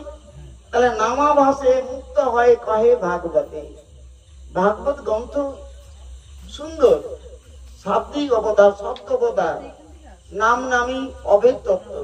কেমন শাস্ত্র কেমন বলছে? এক ভাগবতে ভাগবত শাস্ত্র, আর এক ভাগবতে ভক্তি রসের পাত্র। ভক্তি রসের পাত্র না হলে ভাগবতী কথাকে আস্বাদন করবে কি? রসের পাত্র হওয়া চাই তো রস আস্বাদন করার জন্য। এই জন্য ভট্ট রঘুনাথ বলছিল ভাগবত পড়ে গিয়া বৈষ্ণবের স্থানে, নির্দেশ করে গেল ভাগবত পড়ে গিয়া বৈষ্ণবের স্থানে। কেন বলল না? বৈষ্ণবরা ভাগবতের মর্ম জানে, তারা ভাগবতী জানে, মর্ম জানে বলে তাদেরকে কাছে ভাগবতী আশ্রম করতে পারলেন। রাধে রাধে। তাহলে এখানে মহান্ত স্বভাবেই তারিতে ব্রাহ্মণ নিজ কার্য নাহি তো বুঝান তার। তাহলে সকলকে কৃপা করার জন্য মহান্তরা আসেন। রাধে রাধে। মহতি চলনং নৃণাং গৃহিণাং দিনচেতসাম নিশ্চেশ্রায় ভগবান কল্পতে নান্যতা কশ্চিৎ। ভাগবতে দশম স্কন্ধে অষ্টম অধ্যায় 4th শ্লোক থেকে বলছে, মহাজন যে আশ্রম ত্যাগ করে দিনজনের গৃহে আসেন, হে ভগবান, সে কেবল তাদেরই পরম কল্যাণের জন্য, অন্য কোনো কারণের জন্য নয়। তাহলে বলে গোসাই এতবেলা আসার সময় আর পাইল নি, কিন্তু সকাল বাবুদের গোসাই চলে আসে, ওর করে যে পাশ দিতে হবে, কত কাজ। গোসাই তাহলে কি আশ্রমটা খারাপ হলো না ভালো হলো? সংসারে যে যত বেশি কর্মে আসক্ত হবে সে তত বেশি কষ্ট পাবে। আরে বেটা, গোসাই আসছে যখন গোসাইয়ের তো সেবা করতে হবে, কাজটা একটু বিরাম হয়ে গেল, মাঝখান থেকে প্রকারান্তের তার উপকার লাভ হলো। কিন্তু আমরা কি বলি, গোসাই আসার সময় পেল নি, দিবস শেষে কাজটা কামাই হলো। এই জন্য বলা হচ্ছে কর্ম যোগ জ্ঞান সব সাধি অবশেষে আজ্ঞা বলবান। সেই আজ্ঞা বলে যদি ভক্তের ভক্তি হয়, সর্বকর্ম ত্যাগিয়া শ্রীকৃষ্ণ ভজায়। তাহলে গোবিন্দকে কর্ম করলেও পাওয়া যাবে নি, জ্ঞান করলেও পাওয়া যাবে নি, যোগেও পাওয়া যাবে নি। কর্ম যোগ জ্ঞান সব সাধি অবশেষে আজ্ঞা বলবান। কি আজ্ঞা? আজ্ঞাইব গুণান দোষান মায়াদিষ্টান কৃষকান যশবান মাং ভজে শত সপ্তম। তাহলে গোবিন্দকে ভজনা করাই শ্রেষ্ঠ। সেটা ভজনা করলে গীতাতে বললো কি, দেখো অর্জুন, তুমি যা কিছু কর্ম করো সমস্ত কর্ম আমাকে অর্পণ করো। সেই গীতার কৃষ্ণ অর্জুন এখন কি হয়ে আছে? রামানন্দ রায়। তিনটা তত্ত্ব মিলিত হয়ে সখা অর্জুন, অর্জুনিয়া গোপ এবং সখী বিশাখা সখী, তিনটি মিলিত হয়ে রামানন্দ। রামানন্দকে বলছে, দেখো রামানন্দ, কিন্তু কোন কর্ম ত্যাগ কর্মাফল অর্পণ করা থেকে সমস্ত কর্ম আমারই কর্ম মনে করো না। কেন না? আমি তোমার মধ্যে আছি বলে তুমি কর্ম করছো। আমি যদি না থাকি তুমি কর্ম করতে পারবে না। আর যে কোনো কর্মের পিছনে আছে কামনা, কামনা না থাকলে কোনো কর্মই হয় না। তাহলে সমস্ত কামনা আমারই কামনা মনে করো। দেখো ভাগবত থেকে, গীতা থেকে, চৈতন্য চৈতন্যতে কেমন সিদ্ধান্ত দিল এই উপদেশটা, সেই তিনি এখন আবার উপদেশ দিচ্ছেন রামানন্দকে। দেখলেন? হ্যাঁ, যার উপস্থিতি তোমার উপস্থিতির কারণ, যিনি অনুপস্থিত হয়ে গেলে তোমাকে রাখা যাবে না, সেই আসল আমিটাই হচ্ছে আমি। কর্মার্পণ করার থেকে সমস্ত কর্ম আমারই কর্ম তুমি মনে করো। ভগবান তাহলে শ্বাস প্রশ্বাসে চলছে, তারা তুমি সবই তুমি।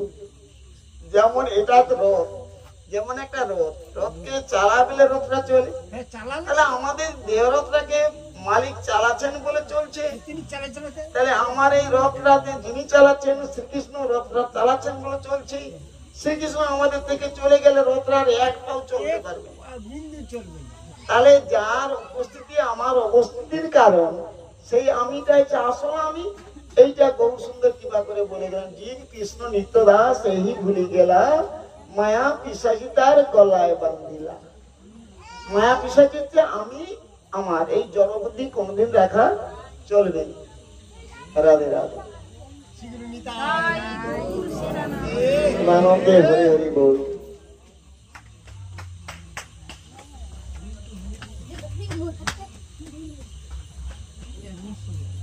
বর্ণাশ্রমাচারবতা পুরুষের পরকুমান বিষ্ণুর আরাধ্যতে পন্থা নান্য তত্ত্বস্য কারণ। চারি বর্ণাশ্রমী যদি কৃষ্ণ নাহি ভজে, সকর্ম করিয়া সে রৌরবে পরিমজে। চারটি বর্ণ এবং চারটি আশ্রম। আমরা ব্রাহ্মণ, ক্ষত্রিয়, বৈশ্য, শূদ্র। ব্রাহ্মণ তার ব্রাহ্মণোচিত কর্ম করে যদি গোপালের সেবা না করে, তাকে স্থানাভ্যস্তা পতন্ত। ক্ষত্রিয় যদি প্রজা পালন দেশ রক্ষা করে যদি গোপালের সেবা না করে তাদেরকে ওই স্থান থেকে নেমে পড়তে হবে। আমরা বৈশ্য চাষী লোক, কৃষি, গোরক্ষা, ব্যবসা বাণিজ্য আমাদের ধর্ম। এই সমস্ত কর্ম করে যদি গোপালের সেবা না করি আমাদেরকেও স্থান অবস্থা পতন করে। 3 বর্ণের সেবা করে শূদ্র, 3 বর্ণের সেবা করে যদি গোপালের সেবা না করে তাহলে এনাদিকেও ওই একই গতি। তাহলে 4টি বর্ণ, 4টি আশ্রম, ব্রহ্মচর্য, গার্হস্থ, বানপ্রস্থ, সন্ন্যাস। তাহলে 4টা আশ্রমের মধ্যে থেকেও যদি গোপালের সেবা না করি, আগে গোপালের সেবা, ব্রজে কৃষ্ণ সেবা, রাধে রাধে। কৃষ্ণ কোথা থাকে? ব্রজে। তো তাহলে ব্রজে সকলে রামানন্দ মিলনাকে পদ থেকে বলছে, বলতো রামানন্দ জীবের কর্তব্য কাহা বাস? রামানন্দ বলছে যাহা ব্রজভূমি নিত্য লীলা রাস। তাহলে নিত্য রাসস্থলীতে বাস করতে বলছে, তাহলে সকলে আমরা গিয়ে রাসস্থলীতে বাস করি। অনেক তত্ত্ববিধি কথা, এগুলো গুরু কৃপা না হলে হয় না। তাহলে বৃন্দাবনে গোবিন্দকে ভজন করতে হবে। বৃন্দাবনে গোবিন্দ ভজন, গোবিন্দ থাকেন কোথায়? বৃন্দাবনে। তাহলে বৃন্দাবনে গোবিন্দকে ভজনা করলে গোবিন্দকে পাওয়া যায়। বৃন্দাবন কোথায়? যাহা আছে ভূ ব্রহ্মাণ্ডে, তা আছে দেহ ভাণ্ডে। কৃষ্ণের যতক লীলা সব দেহ ভাণ্ডেই হয়। রাধে রাধে। সীতারাম প্রেমানন্দে হরি হরি বল। প্রভু কহে বাহ্য আগে কহার, রায় কহে কৃষ্ণে কর্মার্পণ সাধ্য সার। কৃষ্ণকে কর্মার্পণ, কর্ম অর্পণ করা সাধ্য সার। গীতাতে বলছে যত করসি যত স্নাসি যত জুহসি যদাসি যত তপস্যি কুমতে তৎ পুরুষ মদর্পণ। এক অর্জুন, তুমি যাহা কিছু কর্ম করো সমস্ত কর্ম আমাতে অর্পণ করো। এবার মহাপ্রভু কেমন বলছে দেখো। প্রভু কহে এহ বাচ্য, গীতাতে অত বড় কথাকে উড়িয়ে দিচ্ছে। প্রভু কহে এহ বাচ্য আগে কর, রায় কহে সধর্ম ত্যাগ ভক্তি সাধ্য সার। সধর্ম ত্যাগ ভক্তি সাধ্য সার। সধর্ম ত্যাগ করলে হবে? আমরা তো সকলে এখন সধর্ম ত্যাগ করতে চলছি। সনাতন ধর্মী হয়ে আমরা খ্রিস্টান ধর্ম গ্রহণ করছি। আমরা নিজের বাক্য চিনি নি। সনাতন ধর্ম কেমন ধর্ম? সনাতন ধর্ম শাশ্বত ধর্ম, সনাতন ধর্ম নিত্য ধর্ম, সনাতন ধর্ম জৈব ধর্ম। এই ধর্মটাকে আমরা না জেনে, আমরা এই ধর্মের না জেনে আমরা পর ধর্ম গ্রহণ করছি। গীতাতে বলছে স্বধর্মে নিধনং শ্রেয়, পর ধর্ম ভয়াবহ। তাহলে স্বধর্মে থেকে মৃত্যুবরণ করা ভালো। পরধর্ম যত ভালো হোক না কেন, পরধর্ম গ্রহণ করা উচিত নয়। এখানে কেমন বলছে?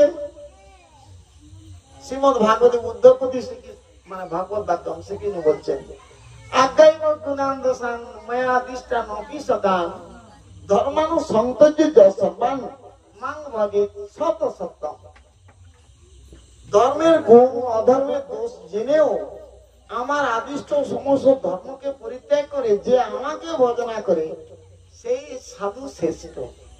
দোষ গুণের বিচার না করে আমার কথা মতো যে আমাকে ভজনা করে সেই সাধু শ্রেষ্ঠ। রাধে রাধে।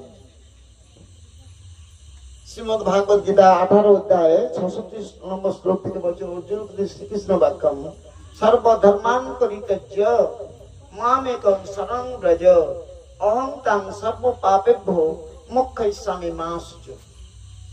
সর্বধর্মান, সর্বধর্মান কাকে বলছি? দেহ মনের যত রকম ধর্ম আছে সমস্ত ধর্ম পরিত্যাগ করে আমার আদিষ্ট ধর্ম চলে আমি তোমাকে সর্বতভাবে রক্ষা করিব। আর আমরা কি বলছি যে মোর ধর্ম থেকে মনে হয় অন্য ধর্ম আরম্ভ। সনাতন ধর্ম শাশ্বত ধর্ম। সনাতন ধর্মের কথা আমরা নিজেরাই জানি না। শাস্ত্র সিদ্ধান্ত বলছেন যখন কাজী দলের পরে যখন জবানগুলো পাঠানগুলোকে যখন উদ্ধার করেন মহাপ্রভু, তখন তারা বলছিল, ঠাকুর আমাদেরকে এই ইসলাম ধর্মের জন্মগ্রহণ না হয়ে যদি আমরা যদি সনাতন ধর্মের জন্মগ্রহণ করতাম, তাহলে আমরা এই জীবনটাকে সার্থক করতাম। তাহলে তেনারাও বলছেন সনাতন ধর্ম শ্রেষ্ঠ ধর্ম। আর সেই সনাতন ধর্ম ত্যাগ করে আমরা কি করছি? দেহ সুখ, মনের বাসনাগুলো পূর্ণ করার জন্য ধর্ম ত্যাগ করছি। কতদিনের জন্য? এই দেহটা আমাদের কতদিন থাকবে? এই দেহটা ক্ষণভঙ্গ দেহ, আজ আছে কালকে থাকবে না। আমি প্যারালাইসিস রোগী, 4 বছর আগে প্যারালাইসিস হয়ে গেছে, তাহলে গোবিন্দ কৃপা করে বসিয়ে রাখছে এখন, তাহলে তার কৃপাতে আমি আছি। আর যদি আমি অর্ডার করি ঠাকুর আমার রোগটা সারিয়ে দাও, তাহলে প্রভুকে আর দাসকে, ঠাকুর আমার রোগটা সারিয়ে দাও, তাহলে প্রভুকে দাসকে, আমি প্রভু অর্ডার করছি প্রভুকে তুমি আমার রোগটা সারিয়ে দাও, তাহলে প্রভু দাস আর আমি প্রভু, এটা করলে চলবে। তুমি তোমার কর্তব্য কর্ম করে যাও, গোবিন্দ তোমাকে রক্ষা করবেন, অতি অবশ্যই রক্ষা করবেন। তোমাকে চাইতে হবে কেন? তাহলে পূর্ববর্তী সঞ্চয় পরবর্তী সুখের কারণ। তুমি মজুর খাটলে অতি অবশ্যই পয়সা পাবে। বলে ঠাকুর আমাকে কিছু কৃপা করেনি। আরে কিছু কৃপা করা মানে কিছু করে পাওয়ার নাম কৃপা। আমি কি গোবিন্দের চরণে ফুল জল দিই? আমি যে গোবিন্দের স্মরণ চিন্তন মনন করি? একটা বারো না। আমি দীক্ষা নিয়েছি, আমার নিজের কথা বলছি, দীক্ষা গ্রহণ করছি গুরুদেবের কাছে, স্মরণ চিন্তন মনন একটা বারো করে নি। সাধন স্মরণ লীলা না করিও অবহেলা। তাহলে সাধনটা প্রথমে ধরছে, আমি কি সাধন করি? স্মরণ লীলা চিন্তন করা, এইগুলো না যদি করি তাহলে কি আমি দীক্ষা নেবার যোগ্য? এইগুলো করতে হবে, বাউন না করলে নয়। এই জন্য বলছে মজুর খাটলে গোবিন্দের জানারা দাস হয়েন। দেখুন আপনারা, শিরূপসী সনাতন ভট্ট রঘুনাথ, শ্রীজীব গোপাল ভট্ট দাস রঘুনাথ, এই ষড় গোস্বামী, এরা আজ কি করতেন? পুরোটা কম্বল গায়ে, একটা ছিঁড়া কাঁথা গায়ে আছে, একটা করোয়া মানে জল খাবার পাত্র বিষয় আছে, কখনো রুটি, কখনো মানে ছোলা ভাজা, এইরকম, কখনো জাতীয় বৃত্তি দিলে পায় না, উনি পড়েও আছে। তারা 8 প্রহরের মধ্যে 7 প্রহর ঠাকুরের নাম করে। 1 প্রহর যদিও ঘুমায় 4 দণ্ড, সেও তার তোমরা জড়িত অবস্থা। তাহলে আমরা তো এক মানে এক প্রহরও করতে পারিনি না, ঘুম পেয়ে যায়। আমার মতো ভাই ভক্ত ভাই ঘুম পেয়ে যায়, সত্যি কথা বলতে। একে ছিল পঞ্চানন্দ, তারপরে রূপ হয়ে গেছে। আরে বলো, সর্বধর্মান পরিত্যাজ্য মামেকং শরণং ব্রজ, অহং তাং সর্ব পাপেভ্যো মুক্তৈষ্যামি মা শুচ। অতি অবশ্যই আমি তোমাকে রক্ষা করিব। অভয় বাণী গোবিন্দ বলতেন। প্রভু কহে এহ বাহ্য, একরূপ বাহ্য বলছে। প্রভু কহে এহ বাহ্য আগে কহার, রায় কহে জ্ঞান মিশ্রা ভক্তি সাধ্য সার। জ্ঞান মিশ্রা ভক্তি সাধ্য সার। ভাগবত শ্রীমদ ভাগবত গীতা থেকে বলছে, অষ্টাদশ অধ্যায় থেকে বলছে, সর্বভূত প্রসন্তাত্মা ন সজতি ন কাঙ্ক্ষতি সম সর্বেষু ভূতেষু মদভক্তি লভতে পরাম। ব্রহ্মকে যিনি পেয়েছেন তার আত্মা প্রসন্ন হয়ে ওঠে, তিনি শোকও করেন না, কিছু আকাঙ্ক্ষাও করেন না। সকল জীবের প্রতি তার দৃষ্টি সমান, তিনি আমাদের কর্মভক্তি লাভ করে। প্রভু কহে এহ বাহ্য, আবার মহাপ্রভু বলছেন এহ বাহ্য, এটা বাইরের কথা। আগে কহার, রায় কহে জ্ঞান শূন্য ভক্তি সাধ্য সার। জ্ঞান শূন্য ভক্তি সাধ্য সার। শ্রীমদ ভাগবতে 10ম স্কন্ধে 14th অধ্যায়ে 3য় শ্লোকে শ্রী ভগবন্ত প্রতি ব্রহ্মবচনম। জ্ঞানে প্রয়াস মুদপাস নমন্ত এব জীবন্তি সম্মুখ ভবদিতাং ভবদীয় বার্তাম স্থান স্থিতাং গতি শ্রুতিগতাং তনুবাঙ্গনভি। যে প্রয়াস অজিত জিত উপস্থিত তৈস্ত্রিলক্কাম, জ্ঞান লাভের ইচ্ছা ছেড়ে দিয়ে শরীরে মনে ও কথা সদাচারী হয়ে সাধুজনের মুখে থেকে সহজে তোমার গুণকীর্তন শুনে জীবন ধারণ করে, তারা প্রায়শই তোমাকে জয়লাভ করে। যদিও তোমাকে জয়লাভ করতে কেউ পারে না, শ্রী গুরু নিতাই গৌর সীতানাথ প্রেমানন্দে হরি হরি বল। কেমন বলছে, তারা গুরুদেবের কিছু মানে বুঝে, গুরুদেব যেটা দিয়ে গেছে সেটাই ভালো। গুরুদেব যে বাণীটা দিয়েছে, গুরু দিয়ে দিয়াছে বাক্য তাহাতে করহ লক্ষ্য, গুরু বিনা অসাধ্য সাধন। তাহলে তার বিচারে বস্তু নয়, গুরুদেব যেই বাণীটা দিয়েছে সেই বাণীটাই ঠিক। সেই জমিদার রাখা হয় মতো ছাদে তুই পাতা খা। একাগ্র ভক্তির জন্য সে গোবিন্দ দর্শন পেল, আর গুরুদেব দর্শন করতে পেল না। সেইরকম একাগ্র চিত্ত থাকলে সব হবে। এইখানে গিয়ে বলল, প্রভু কয়ে আগে কারো, রায় কয়ে প্রেম ভক্তি সর্বসাধ্য সার, প্রেম ভক্তি সর্বসাধ্য সার। তাহলে আমাদের প্রেম ভক্তিটা হচ্ছে সর্বসাধ্য সার। কেমন বলছে, নানু প্রচারকৃত পূজন মাত্র বন্ধু প্রেমমৈব ভক্ত হৃদয় সুখ বিদ্রুত সাত, যাবৎ ক্ষুদন্তি জঠরে জঠরা পিপাসা, তাবৎ সুখ সুখা ভবত নন্দ পে। দীনবন্ধুর পূজা নানা উপকরণ দিয়ে হয়, কিন্তু ভক্তের মন প্রেমের সুখে গলে যায়। অত্যন্ত ক্ষুধা ও পিপাসা যতক্ষণ থাকে ততক্ষণ অন্ন জল সুখদান করে, যতক্ষণ ক্ষুধা থাকে ততক্ষণ অন্ন জল সুখদান করে, কিছুটা খেলে মনে শান্তি। আবার বলছি শ্রীমদ্ ভাগবত থেকে, কৃষ্ণ ভক্তি রস ভাবিতা মতি ক্রিয়তাং কতি উপলভ্যতে, তত্র লৌলভী মূল্য মে কলং কোটি জন্ম সুকৃতই ন লভ্যতে। যদি কোথাও পাও কৃষ্ণ ভক্তি রসে রসায়িত মন কিনে নাও, দাম শুধুমাত্র পাওয়ার কামনা। তাহলে শিষ্য অনেক হয়, যে শিষ্য তার গুরুদেবকে প্রশ্ন করে জিজ্ঞাসা করে উত্তর পায়, সেই শিষ্যই শিষ্য। কেমন বলছে না, গুরুদেবকে প্রশ্ন করলে তার উত্তর পাবে, তার উত্তর পেলে সেইটাই চৈতন্য ফিরবে।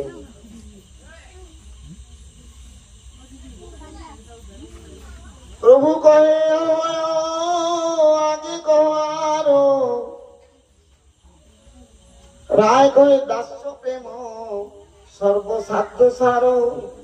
এইখানে যে অনুমোদন করলো, শান্ত ভক্তকে স্থান দিল না। কেন না, শান্ত ভক্ত তার গোবিন্দের প্রতি নিষ্ঠা আছে, কিন্তু গোবিন্দের সঙ্গে সম্বন্ধ করেনি।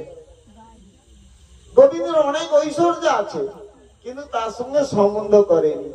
এই জন্য শান্তকে ব্রজে স্থান দিল না। দাস্য সখ্য বাৎসল্য মধুর, এই চারি ভক্ত ইয়া যেই জন ভজে, ভাবযোগ্য দেহ পাইয়া কৃষ্ণ পায় ব্রজে। রাধে রাধে। এখানেও ব্রজে ধরছে, দেখছেন তো, দাস্য সখ্য বাৎসল্য মধুর। মধুর সেটা তো পঞ্চামৃত। তাহলে শান্তকে বাদ দেওয়া যায় না। কৃষ্ণ নিষ্ঠা না হলে, শান্ত ভক্ত কৃষ্ণ নিষ্ঠা না হলে কৃষ্ণের প্রতি প্রীতির উদয় হবে কি করে? তুমি গোপাল বিগ্রহ ঘরে রাখছো, কারণ দুটি নকুল দানা দিয়ে সেবা দেবে রে, আর বলে রে, বলে বাবা তোকে নকুল দানা দিনে কি হবে, আমরা 1400 লেজ্জ পেয়েও খাচ্ছি বাবা, তুইও দুটো 1400 লেজ্জ পেয়েও খা। পুত্রবোধ স্নেহ করতে শিখছে যারা, তারা সম্বন্ধ অনুগা ভজন করছে, আর আমরা কিছু লোক দেখানা পূজা করি। আর নকুল দানা দুটা দিয়েছে, ওই যে গোসাই সব বলেন নকুল দানা দিয়েছি, তার খাওয়ার মতো লোক নেই, পিঁপড়া খায়। রাধে রাধে, রাধে রাধে। তাহলে দাস্য ভাব না হলে গোবিন্দের সেবারাতেই যাওয়া যায়। সম্বন্ধ করলো অর্জুন গোবিন্দকে বলছে, হে সখা, আমি তোমার মহিমা জানতাম না বলে কখনো বন্ধু বলে, কখনো সখা বলে, কখনো সুহৃদ বলে কত অন্যায় কুকথা বলেছি। সে শুধু আমি তোমার মহিমা জানতাম না বলে। শুদ্ধ আমি জেনেছি যে তুমি সব। আজ থেকে আমি তোমার চরণে দাস্য পদে নিয়োজিত হলাম, তুমি আমাকে দাস্য পদে নিয়োজিত করো। দাস্যা নামও বশিষ্যতে, আজ থেকে আমি তোমার শিষ্য হলাম। যদি গুরুদেবের কেউ শিষ্য হয় তখন গুরুদেব কি নাই সেবা তাকে দিয়ে থাকবে? আমি গোসাইয়ের ব্যাটনটা বয়ে নিয়ে গেলে গোসাই সেবা পাবে, মুখে নাই দিবে? আমাকে নিশ্চয়ই দিবে। তাহলে দাস ভাব রাখা তুমি প্রভু, আমি দাস। শ্রীমদ্ ভাগবতে নবম স্কন্ধে পঞ্চম অধ্যায় অম্বরীশপতি দুর্বাসা বচনম। হ্যাঁ, রাজা অম্বরীশ ভাগবতের মানে শ্রেষ্ঠ কাহিনী, যিনি সমস্ত ইন্দ্রিয় দিয়ে গোপালের সেবা করতেন, সমস্ত ইন্দ্রিয় গোবিন্দ সেবায় লাগিয়ে দিয়েছিলেন। একাদশ ইন্দ্রিয় গোবিন্দ সেবায় সব লাগিয়ে দিচ্ছে রাজা অম্বরীশ। রাধে রাধে। জন্নাম শ্রুতি মাত্রেন উবান ভবতি নির্মল তস্য তীর্থ পদ কিংবা দাসানাম বশিষ্যতে।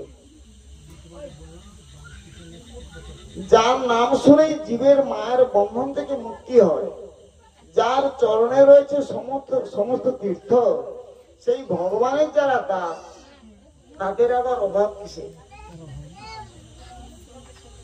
যেমন শ্রীরূপ সনাতনের কার অভাব আছে? পরশমণি সনাতন দূরে ছুঁড়ে রেখে দিচ্ছে, সেটাও হাত দেয় কেন? তাদের কাছে কি এমন অমূল্য সম্পদ আছে পরশমণিটাকেও হাত দেয়? বিষয় মানে বিষ, সেই জন্য বিষয়টাকে সে গ্রহণ করে। রাধে রাধে।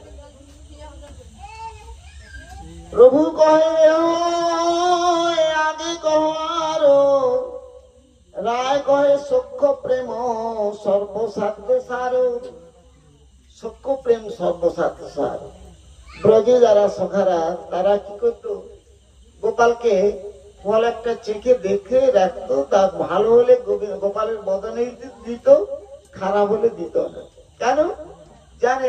এই খারাপ ফলটা যদি গোপাল খায়, যদি গোপালের শরীর কিছু খারাপ হয়ে যায়, তাহলে আমাদের ক্ষতি হলে কোনো ক্ষতি নেই, গোপাল রক্ষা করবে। কিন্তু গোপালের শরীর খারাপ করলে আমরা তো রক্ষা করতে পারবো না। সেই জন্য তারা আগে চেখে তারপর গোপালের বদনে দিত। মিষ্টি না তিতো, হ্যাঁ, তারা আগে চেখে তাকে গোবিন্দকে দিবেন না। তবে এই যে সকালে যে ভাবটা, আদিকে কেমন ভাব? অসংকোচ। তুই কোন বড় লোক, তুই আমি সমান, তোর কাঁধে চড়বো, তোকে আমরা কাঁধে চড়াবো। তারা কি করতো? সখা ভাবে খেলা খেলতো, বৃষ খেলা, গুদাগুড়ি করতো, বিষকে হুঙ্কার করতে গুদাগুড়ি করতো। যে জায়গা হারিয়ে দিবে তাকে বংশী মঠের তলে থেকে যমুনা ধার পর্যন্ত তাকে কাঁধে করে বয়ে নিয়ে যেত। এখন সব দিন গোপাল হারিয়ে দেয়, চিন্তা করলে এদিকে যদি সব দিন আমি হারিয়ে দিই তাহলে আমার সঙ্গে খেলবে না এরা। এই দিন শ্রীরামের কাছে হেরে গেছে, হেরে গিয়ে শ্রীরামকে কাঁধে করছে। কাঁধে করে নিয়ে দুটা চরণ সামনের দিকে ছড়িয়ে রাখছে, বুকের উপর দিয়ে রেখে দিয়ে দু হাতে চেপে ধরছে, চেপে ধরে চলছে রাস্তায়। দিয়ে মনে করছে এই ভক্ত যদি না থাকতো তাহলে আমাকে জগতে চেনা তো কে? এই চিন্তা ভাবনা করতে করতে তার চোখ দিয়ে অশ্রু গড়িয়ে পড়ছে। যখন অশ্রুটা গড়িয়ে পড়ছে, শ্রীরামের চরণে পড়ছে, তখন বলছে, কানাই তুই কাঁদতেছ? বলে, আরে না না, চোখে গুঁড়া পড়ছিল। বলতো, তোর কি দুই চোখে গুঁড়া পড়ছিল? রাখ রাখ রাখ, তুই নিয়ে দিতে পারবি, রাখ। শ্রীরাম তাকে রাখলো। আবার গোপালকে শ্রীরাম গোপালকে কাঁধে করে নিয়ে আবার যমুনা ধার পেতে গেল। এইরকম তাদেরকার খেলা। তুই কোন বড় লোক, তুই আমি সমান, তুইও গলা ঘরে আর আমিও গলা ঘরে। তুই রাজার ছেলে, আমরা প্রজা, কিন্তু গয়লা তো স্বয়ং ভগবান যে ঈশ্বর শ্রীকৃষ্ণ, সেই জ্ঞানটা তাদের কেন? তারা জানে আমাদের সখা, আমার মানে নিজের। এই জন্য তারা নিজে থেকেও ভালোবাসত, ফলটাকে চেখে দিত। রাধে রাধে। শ্রীমদ ভাগবতে দ্বাদশ অধ্যায়ে ত্রয়োদশ শ্লোকে পরীক্ষিত প্রতি সুখদেব বাক্য, ইত্থং সতাং ব্রহ্ম সুখানুভূতা দাস্যং দদানাং পরদৈবতেন মা স্থিত জনা সীতানাঙ্গ নরদার কেন সাধ্যং বিজহুকিত পূর্ণ কুঞ্জা।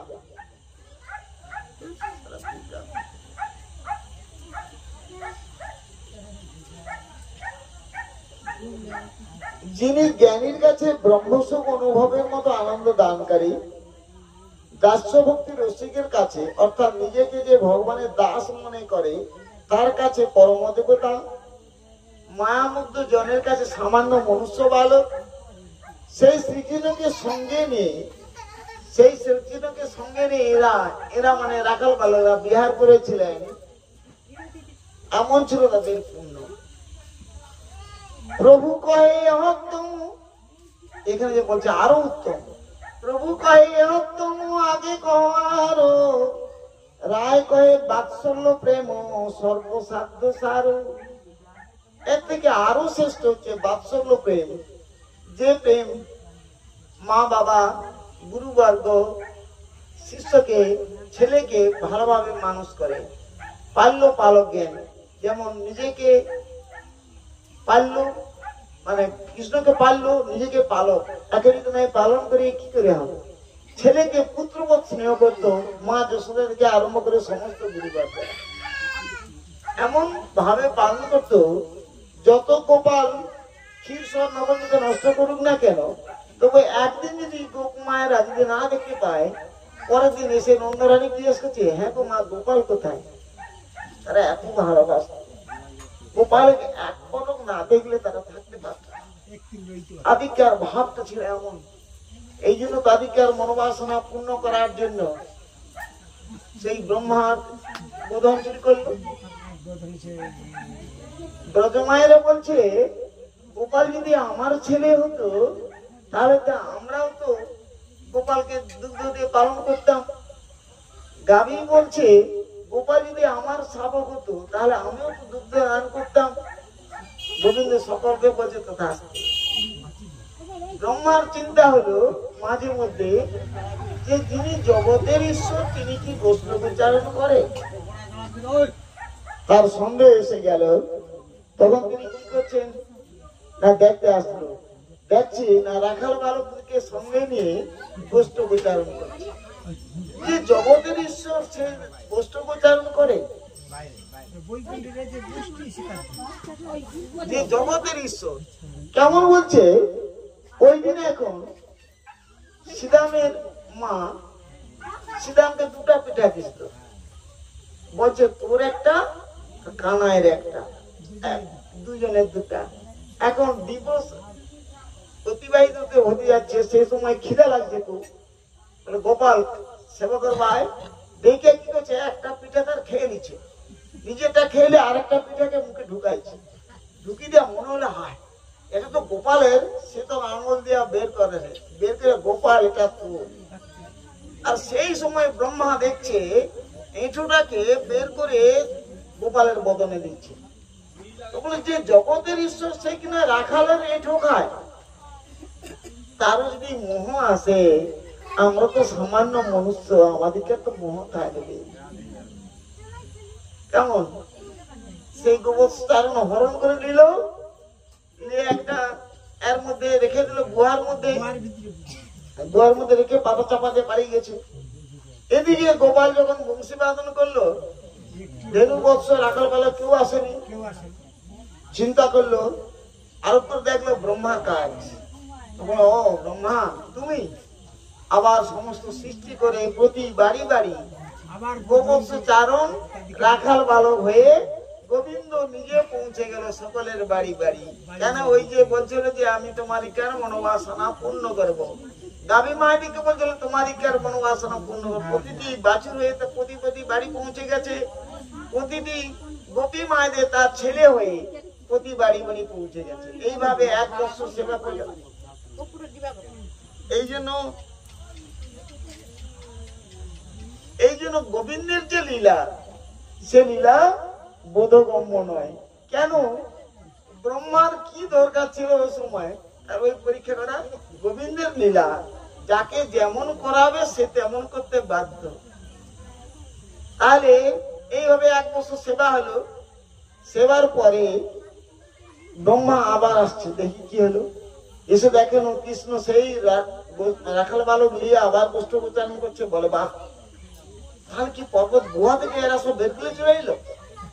সে দ্রুতগতি যে গুহার সামনে গিয়ে দেখলো, পাথর উদ্ঘাটন করে দেখলো সকলে তার ভিতরে আছে।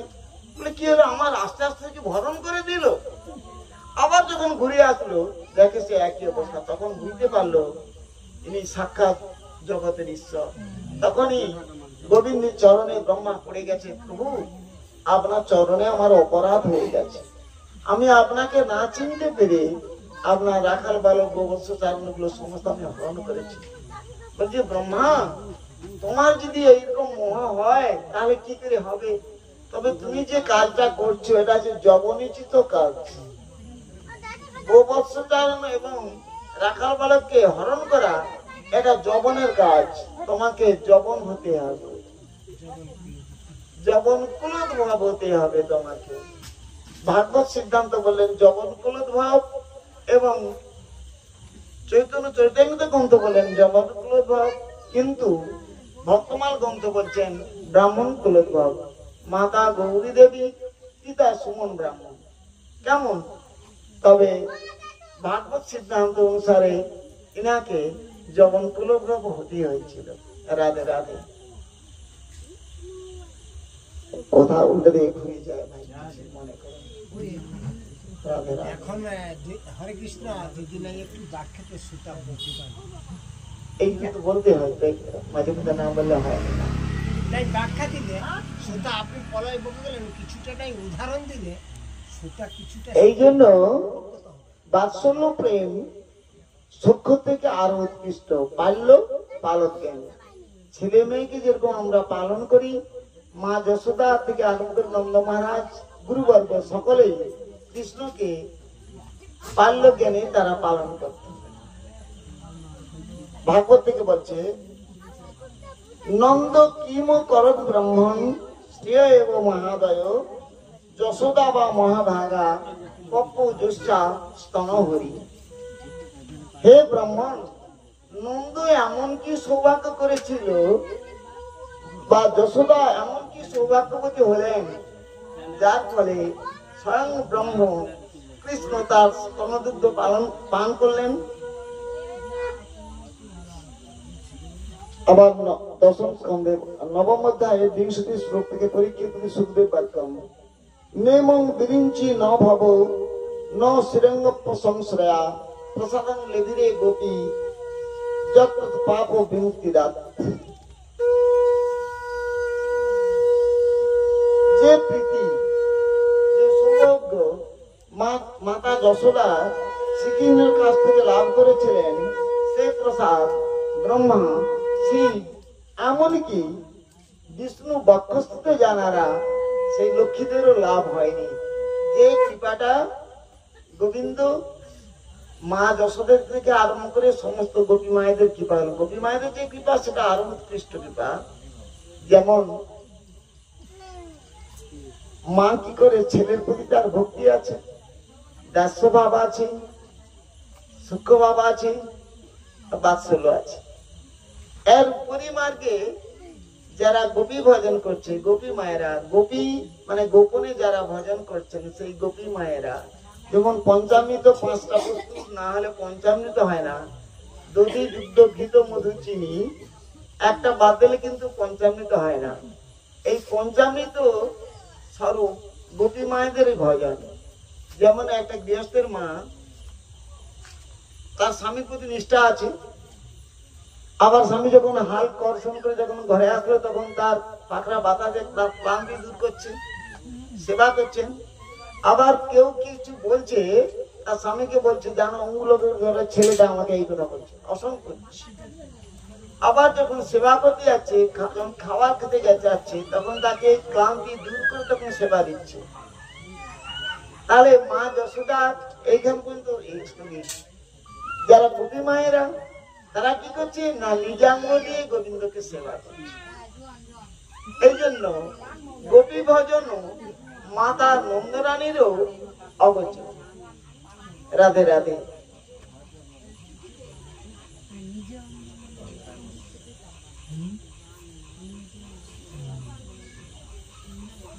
পূর্ব পূর্ব রসের গুণ পরে পরে হয়। সিদ্ধান্ত কোথায় গেল?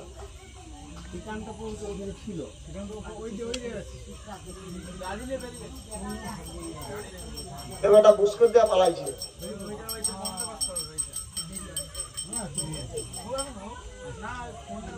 রাধে রাধে। পূর্বে পূর্ব রসের গুণ পর পর ভূতে 2-3 পর্যন্ত বাড়ে পঞ্চ পৃথিবীতে। গুণাধিক্যে সাধাধিক্যে বাড়ে প্রতি রসে দাস্য সূক্ষ্ম বাৎসল্য।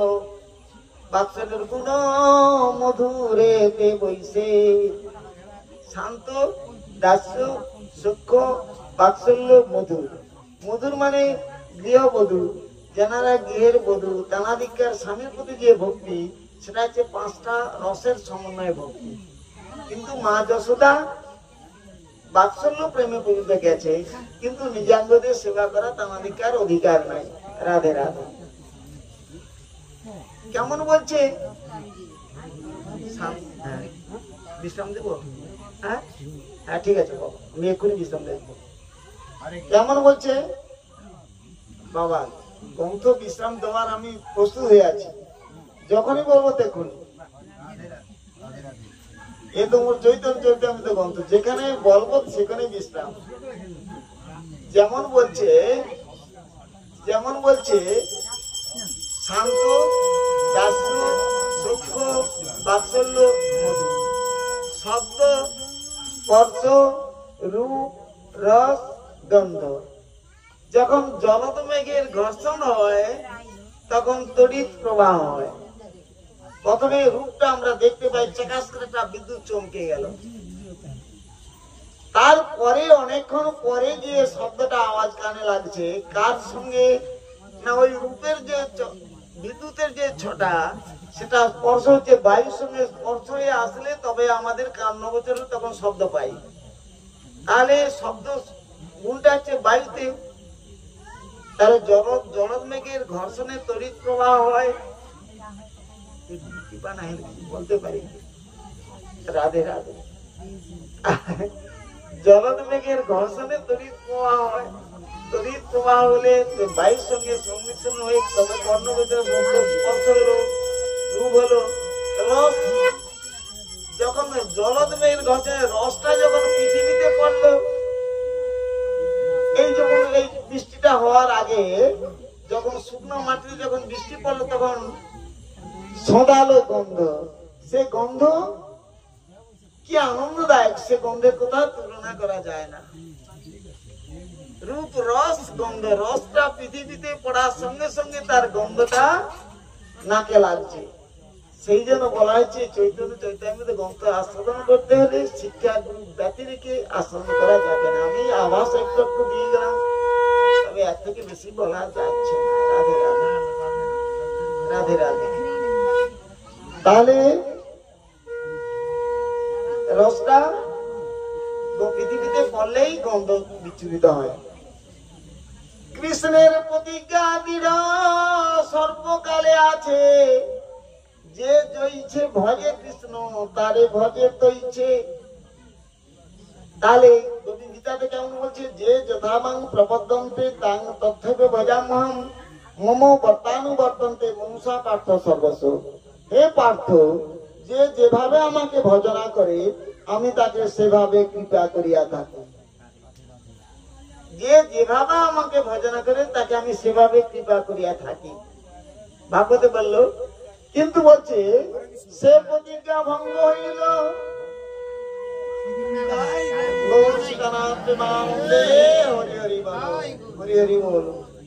সে প্রতিজ্ঞা ভঙ্গ হইল গোপীর ভজনে, তাতে প্রমাণ কৃষ্ণ শ্রীমুখ বচনে।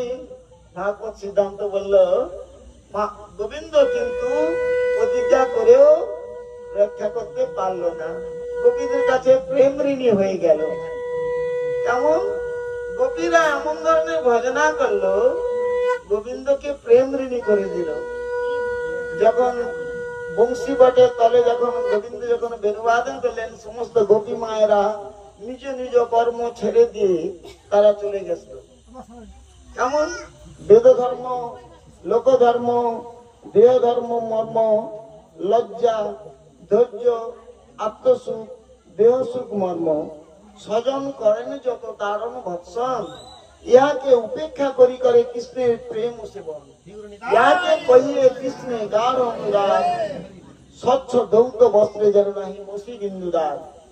যখন গভীর রাত্রে যখন প্রবেশ করে গেছে, গোবিন্দ বলছে তোমরা না কুলবতী সতী, তোমরা এই নিশ্চিত রাত্রে চলে আসছো, তোমাদেরকে কোনো বেদের ভয় নাই, তোমরা পতিতা সতী, তোমাদেরকে ধর্ম স্বামী সেবা করা, তা না করে এই গভীর রাতে তোমরা চলে আসছো। বলছে প্রভু আপনি তো আমাদেরকে বেণু বাদন করে ডাকলেন, তাছাড়া আমরা যে আসছি আমরা নিজের সুখের লাগিয়ে আসিনি, আপনাকে আমরা সুখ দিতে আসছি, আমরা নিজের সুখের জন্য আসিনি।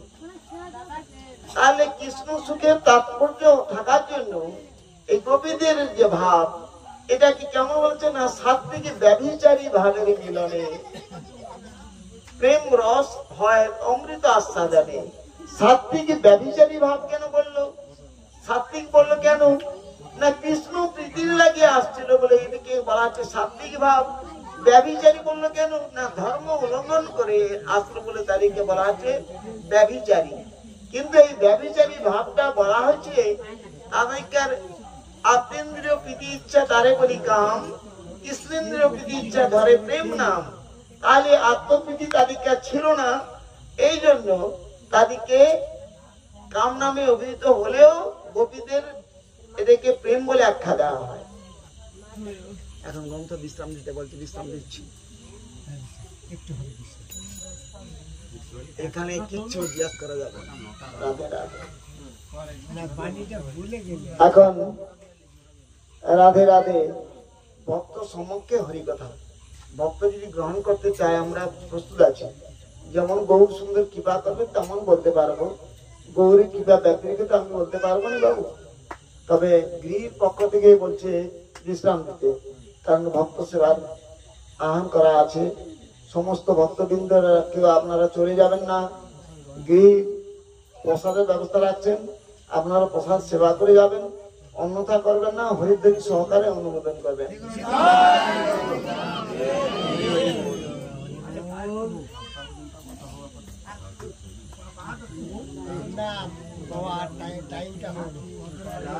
তখন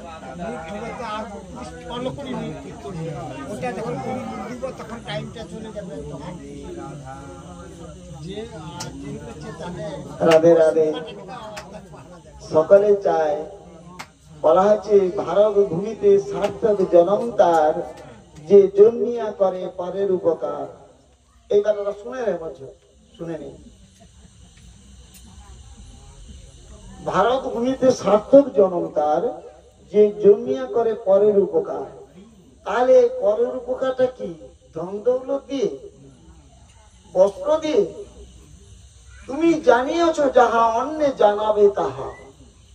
তুমি ধ্বংস থেকে রক্ষা পেয়েছ, তুমি অন্যকে ধ্বংস থেকে রক্ষা পাওয়া, তবে তুমি ভক্ত। কিসের ভক্ত? আদর দ্বারা শুধু সিদ্ধ গেলে হয়ে যাবে, ব্রহ্মচর্য অবলম্বন করতে পারলো না, পুরুষ প্রকৃতির মিলন হলো, ব্রহ্মস্খলন হলো, এক ফোঁটা ব্রহ্ম বস্তুর মধ্যে 18,000 পাপ আছে, পোকা আছে, সে পোকা সমস্ত ধ্বংস হলো। তাহলে পাপ করলো না পুণ্য করলো? রাধে রাধে। এইসব কথা বলতে গেলে তো অনেক কড়া বলা হয়ে যাবে। বিশ্রাম দাও, বিশ্রাম দেওয়ার জন্য প্রস্তুত আমি। ওরা অন্ধকারের চিজ, ওই বেটা শঙ্কর হাসে রে, ও হাসুর কোন ক্ষতিও নেই, আন কথা বলা প্রস্তুত হয়ে যাবে বেটা। আরে আমি কি নিজের কথা বলছি না মোর চৈতন্য চৈতন্য গ্রন্থ বলছি? তাহলে গ্রন্থ যদি বলে তাহলে আমি কেন হাসবানি, কেন শুনবানি? আমি না বুঝতে পারি না, চলতে পারি, কিন্তু আরো তো কেউ আছে, তারাও জানতে পারবে। আমার ঐশ্বর্য শেষ হয়ে গেছে, আমি বুঝতে পারিনি, চলতে পারিনি। যার ঐশ্বর্য আছে, জানে নরম মাটির কাদা মাটি টানে ইচ্ছা খুশি বানানোর ইচ্ছা কিছু বানানো যাবে? আমাদের মতো কটকটায় কিছু বানানো যাবে? এখন যাদিকার যৌবন আছে, ঐশ্বর্য আছে, তারা সব জানতে পারবে। যার ঐশ্বর্য নাই তিনি জানতে পারবেন। এই জন্য বলছে ঐশ্বর্য মাধুর্য নহে সমতুল, তথাপি ঐশ্বর্য হয় মাধুর্যের মূল। ঐশ্বর্য থাকতে থাকতে গোবিন্দ ভজন করতে হয়। বাল্য বয়সে গোবিন্দ ভজে গোবিন্দ পাওয়ার আসে, যুবক বয়সে গোবিন্দ ভজে গোবিন্দ পাওয়ার আসে, আর আমাদের মতো বৃদ্ধ বয়সে গোবিন্দ ভজে আসে জমের তোর আসে। তাহলে আমরা অনেক কুকর্ম করছি, হে প্রভু এবার কৃপাটা কর।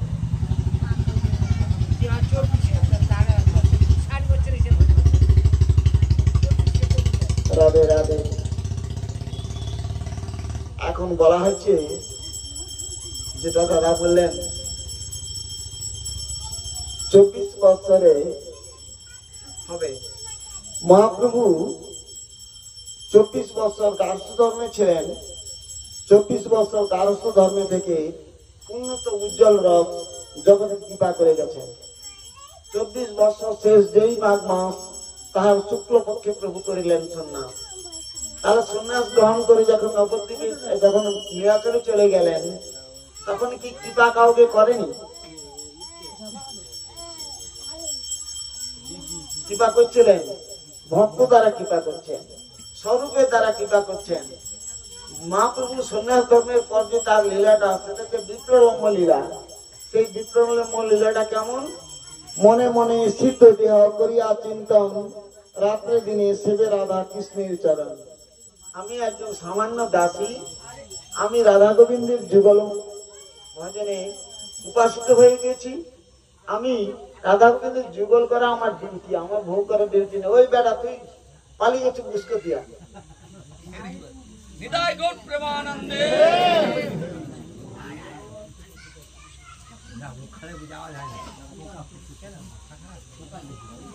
রাধে রাধে। কি করো অভিসঙ্গের পর? এইখানে রইল আমার চৈতন্য অমৃত লহরী, পূর্ণিত বদনে সবাই একবার বলুন গৌর হরি। নিতাই গৌর সীতানাম প্রেমানন্দে। হরি হরি বলো, হরি হরি বল। শ্রী রূপ রঘুনাথ পদে যার আস, চৈতন্য চরিতামৃত কহেন কৃষ্ণ দাস। শ্রেতং শ্রেতং নিত্যং জ্ঞতং জ্ঞতং মুদা, চিন্ততাং চিন্ততাং ভক্ত সৃষ্টি চৈতন্য চরিতামৃত গন্তকথা। গুরবে গৌরচন্দ্রা ওই রাধিকা ওই তদালয়ে, কৃষ্ণা ওই কৃষ্ণ ভক্তা ওই তদ্ভক্তা ওই নমো নমো। বঞ্ছা কল্পতরুভ্যশ্চ কৃপা সিন্ধু এব চ, পতিতানাং পাবনেভ্যো শ্রী গুরু বৈষ্ণবেভ্যো নমো নমো। নমস্তে বৈষ্ণব কৃষ্ণ, নমস্তে বৈষ্ণব গুরু, নমস্তে গৌর ভক্ত চরণেভ্যো নমো নমো। নিতাই গৌর প্রেমানন্দে। শ্রী গুরু নিতাই গৌর সীতানাথ প্রেমানন্দে। হরি হরি বলো, হরি হরি বল। রাধে রাধে। অনেকে প্রশ্ন করেন, এতদিন তো আমরা গৌর প্রেমানন্দে হরি হরি বল বলতাম।